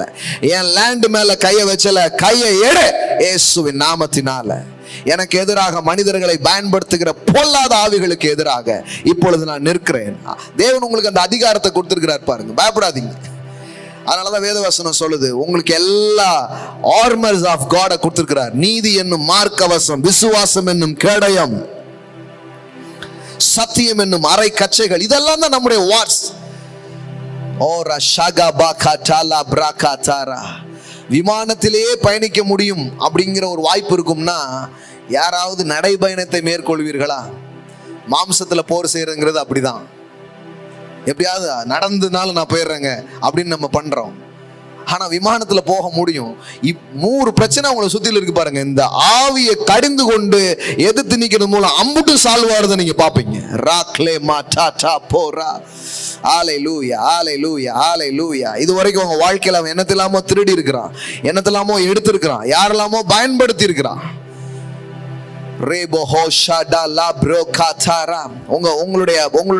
உங்களுடைய போராயுதம் இனி மாம்சம் அல்ல. உங்க போராயுதம் வெறும் பிசிக்கலா அல்ல. அப்படியே நீங்க பண்ணிட்டே இருந்தீங்கன்னா, பிசிக்கலா போர் பண்ணி ஒரு பிரச்சனையை நீங்க நுப்பாட்டினீங்கன்னா, நான் சொல்றேன் அது நிரந்தர தீர்வு அல்ல. அடுத்தாலையும் போர் வரும், இன்னும் அதிகமா போரிட வேண்டியது வரும்.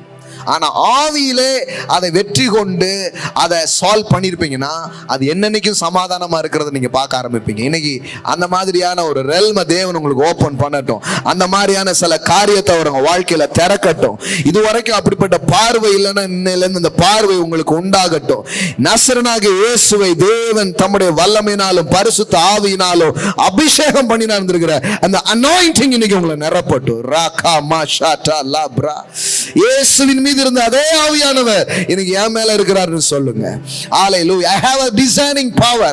ஹalleluya. அந்த ஆவியானவர் என் மேல இருக்கிறதுனால, அந்த anointing என் மேல இருக்கிறது, the anointing makes the difference. அபிஷேகம் என்னை வித்தியாசமாய் பிசினஸ் பண்ண வைக்கும். அபிஷேகம் என்னை வித்தியாசமாய் வாழ வைக்கும். அபிஷேகம் என்னை வித்தியாசமாய் ஊழியம் செய்ய வைக்கும். அபிஷேகம் வித்தியாசமாய் மனிதர்களை அணுக வைக்கும். The anointing makes the difference. Rigaba shadala gata rabalara rigabo shaga dalamana kata rabalara. இன்னைக்கு இதுவரைக்கும் இல்லாத அளவுக்கு அதை வாஞ்சிக்க ஆரம்பிங்க. இதுவரைக்கும் இல்லாத அளவுக்கு கடைசியாக சகோதரரே, கர்த்தரிலும் அவருடைய சத்துவத்திலும் அவருடைய வல்லமையிலும் பலப்படுங்கள். ராகாமா சாந்தோ ரபாலாரா. ஹalleluya ஹalleluya. தெய்வீக பலனிலே நிரப்பப்படுகிற ஒரு வாழ்க்கை. ரீஹானாமா சாண்டே லேபோஹோ சாகா ரபோஹோ சாட்டா லாபாராகாதா ரபாலாரா. ஹalleluya ஹalleluya ஹalleluya. ரிஹேனேமை சேகேந்தா ரபாலாபாரா. ஹalleluya ஹalleluya. கர்த்தராகிய தேவனுடைய ஆவியானவர் என் மீது இருக்கிறார் என்று சொல்லிக் கொள்ளுங்கள். என் மேல இருக்கிறார், என் மேல அவர் இருக்கிறார். ரீகாபோ ஷடலபா ரபாலாரா. இயேசுவை அபிஷேகித்த அதே ஆவியானவர் இன்னைக்கு என் மேல இருக்கிறார். இயேசுவை மரித்தோர்ந்து எழுப்பின அதே ஆவியானவர் எனக்குள்ளே ஒரு வாசமா இருக்கிறார். ரீகேனா மாசாதா ரபாலாரா ரிபோஷியா கபரகதா லபரபலபரா. ஹalleluya ஹalleluya ஹalleluya ஹalleluya. எனக்கு அதே டிசைனிங் பவர், ஹalleluya, அதே காரியங்களை பகுத்து பார்க்கக்கூடிய the spirit of discerning இன்னைக்கு ஆக்டிவேட் பண்ணப்படட்டும் சுவாமி. இங்க இருக்கிற எங்க ஒவ்வொருவருக்குள்ளே the spirit of discerning activate பண்ணப்படுவதாக. ரகேமாரா சதரபலரா. இந்த பிரச்சனை என்ன, இது ஒரு நேச்சுரலா, இதுக்கு பின்னாடி என்ன இருக்குங்கிறத பார்க்கக்கூடிய அளவிற்கு ஆவிக்குரிய கூர்மை. ஹalleluya. ஒன்றை சொல்லும் பொழுது, ஒரு ஒரு ஐடியாவை, ஒரு தகவலை பகிர்ந்து கொள்ளும் பொழுது, it's from daddy or it's from devil. ஓ, இது அப்பா கிட்ட இருந்து வந்ததா இல்ல தப்பான ஒரு இடத்துல இருந்து வந்ததா? இது ஹalleluya. அந்த பார்வையை நான் பேசுறேன். ஹalleluya, ஹalleluya. இதை பார்த்து கொண்டிருக்கிற ஒவ்வொரு பிள்ளைகள் மேல, daddy I speak, oh and I release, oh the spirit of discerning, Father. Rima hanso rakabalara sakalabro. It's from daddy or it's from devil. Hallelujah, hallelujah. இது தகப்பனிடமிருந்து வந்ததா அல்லது தப்பானவனிடமிருந்து வந்ததா என்பதை கவனிக்கிற அந்த ஆவியை நான் பேசுகிறேன். ஹalleluya, hallelujah. அது நல்லதா கெட்டதான்னு பார்க்காதீங்க. அது அப்பா கிட்ட இருந்து வந்திருக்கதா இல்ல வேற ஒரு இடத்துல இருந்து வந்துதான் பார்க்கிற ஒரு spirit, the spirit of discerning. Hallelujah. Activate பண்ணப்படட்டும் சுவாமி. ரேக்லாபாரா ஷகாபா காட்டாலா பிராபாலாரா ரீகாபோ ஷாண்டாலாபாரா. எங்கள் பிரச்சனைகளோடு நாங்கள் மாம்சத்திலே போராடி அல்லது அறிவின் உலகத்திலிருந்து போராடி களைத்து போன நாட்கள் போதும். Hallelujah. Our warfare is not carnal. Our weapons is not carnal. Hallelujah, hallelujah, hallelujah. தேவனுடைய வார்த்தை எங்கள் ஆயுதமாக, இயேசுவின் இரத்தம் எங்கள் ஆயுதமாக, பரிசுத்த ஆவியானுடைய பலன் எங்களுடைய ஆயுதமாக. Hallelujah, hallelujah. விசுவாசம் எங்கள் கேடயமாக, நீதியின் மார்க்கவசம் எங்கள் ஆயுதங்களாக. Hallelujah, hallelujah. இன்னையிலிருந்து சுவாமி, hallelujah, இதுல ஒரு பெரிய டிரான்ஸ்ஃபர்மேஷன் நடக்கட்டும். எங்கள் எண்ணங்களிலே, புரிந்து கொள்ளுதலிலே மிகப்பெரிய ஒரு டிரான்ஸ்ஃபர்மேஷன் எங்களுக்கு வரட்டும். ஹalleluya. எங்களை சுற்றிலும் நடந்து கொண்டிருக்கிற காரியங்களை ஹalleluya ஆவியின் கண்களை கொண்டு நாங்கள் பார்க்க, அப்பாவின் அருகில் அமர்ந்து பார்க்க, உங்க பார்வையிலிருந்து நாங்க பார்க்க. ஹalleluya.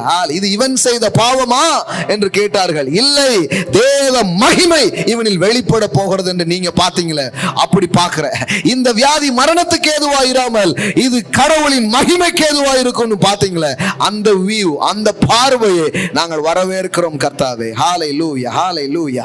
ஒவ்வொரு பிள்ளைகள் மேல, ஒவ்வொரு விசுவாச பிள்ளைகள் மேல, இதை பார்த்து கொண்டிருக்கிற எல்லா பிள்ளைகள் மேல அதை நான் பேசுறேன் சுவாமி. இந்த நேரத்தில் ரேஹா போரா ஷடலஹந்தே ரெபெலேரே ஒரு பெரிய டிரான்ஸ்ஃபர்மேஷன் நடக்கட்டும். ஒரு பெரிய மறுரூபத்தின் ஞாயிறு காலையா இது மாறட்டும் என்று நான் சொல்லுகிறேன். ரேபோ ஷடலபாரா கதா இதுவரைக்கும் மனிதர்களை மேல கோவப்பட்டுக்கிட்டு, மனிதர்கள் மேல எரிச்சப்பட்டுக்கிட்டு, மனுஷங்களோட யுத்தம் பண்ணிட்டு இருந்த அந்த காரியங்கள் எல்லாம் தூக்கி தூர வச்சுட்டு, ஹalleluya, ஆவியின் ரீதியிலே ஆவிக்குரிய லெவல்ல நின்னு அதை டீல் பண்ணக்கூடிய ஒரு மெச்சூரிட்டியை இந்த நேரத்தில் நாங்கள் வரவேற்கிறோம் கர்த்தாவே. ரீபஹாசா டாலாபாரா காதா ரூபேகே ரேஹேதோ ராபாலா காதா நீ பராஷா கேரா பஹாட்டா லாபோரா காதா நீ manara shekle matala bora katala bara. Hallelujah, hallelujah, hallelujah, hallelujah. Glory to be the living God, glory to be the living God. ஹalleluya. பிசாசுக்கு இடமளித்து அவனின் கருவியாகவும் ஒரு மனிதன் மாற முடிகிறது. அதுபோல தேவனுக்கு இடமளித்து அவன் தேவனுடைய கரமாக, தேவனுடைய கண்ணாக, தேவனுடைய வாயாக, தேவனின் அவயங்களாக அவன் வெளிப்படவும் முடிகிறது. ஹalleluya, ஹalleluya, ஹalleluya, ஹalleluya. நீதியின் அவயங்களாகவோ உங்கள் சரீரங்கள் இருக்க முடியும்.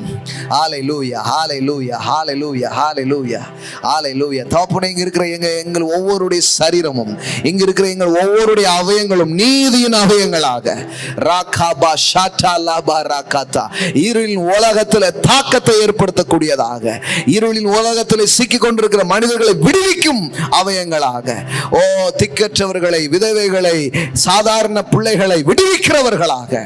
ஹalleluya. பலவானின் கைகளுக்கு எளியவர்களை தப்புவிக்கிறவர்களாக. நீங்க இன்னைக்கு சொன்ன வார்த்தையின்படி you are gods. hallelujah. நீங்களே கடவுள்களாக, நீங்களே உன்னதமானவரின் மக்களாக இருக்கிறீங்க சொன்னீங்க சுவாமி. Thank you father. எல்லாம் எங்கள் வாழ்க்கையில் செயல்பாட்டுக்குள் வருவதாக என்று சொல்லி கேட்கிறோம் அப்பா. Thank you daddy. Thank you thank you thank you thank you. இந்த நேரங்களில் இந்த வார்த்தையெல்லாம் எங்கள் அனுப்புனதற்காக நன்றி. எங்கள் புரிந்து கொள்ளுதலை நீங்கள் இன்னும் கூர்மையாக்குறீங்க, இன்னும் அகலமாக்குறீங்க, ஆழமாக்குறீங்க. உங்களுக்கு நன்றி செலுத்துகிறோம் கர்த்தாவே. ஹல்லேலூயா ஹல்லேலூயா ஹல்லேலூயா. எதெல்லாம் இழந்திருந்தாலும், எதை லூஸ் பண்ணியிருந்தாலும், எதை லாஸ் பண்ணியிருந்தாலும், இன்னைக்கு சொன்ன வார்த்தையின்படியாய் அதெல்லாம் உங்க பிள்ளைங்களுக்கு திரும்ப வரட்டும் சுவாமி, இயேசுவின் நாமத்திலே. நாங்க கண்டுபிடிச்சிட்டோம் யார் திருடுன்றதை கண்டுபிடிச்சிட்டோம். இப்ப 7 மடங்கு அது திரும்ப வரட்டும் இயேசுவின் நாமத்தினாலே. ரீகாபா ஷட்டா லாப்ரா காதாரா நீமா ஹந்தோ ரோகோ லாப்ரா காதாரா ரிபோஷே க்ளேமன்டா லாப்ரோ காதாரா. எது திருடனால் திருடப்பட்டதோ, கொல்லப்பட்டதோ, அழிக்கப்பட்டதோ, அதற்கு ஜீவன் தரவும் அது பரிபூர்ணப்படவும் வந்தீரு. உங்க செயலை நாங்க இப்பொழுது பேசுகிறோம் சுவாமி. Thank you daddy. Thank you daddy. Thank you daddy. Thank you daddy. Thank you daddy. Thank you daddy.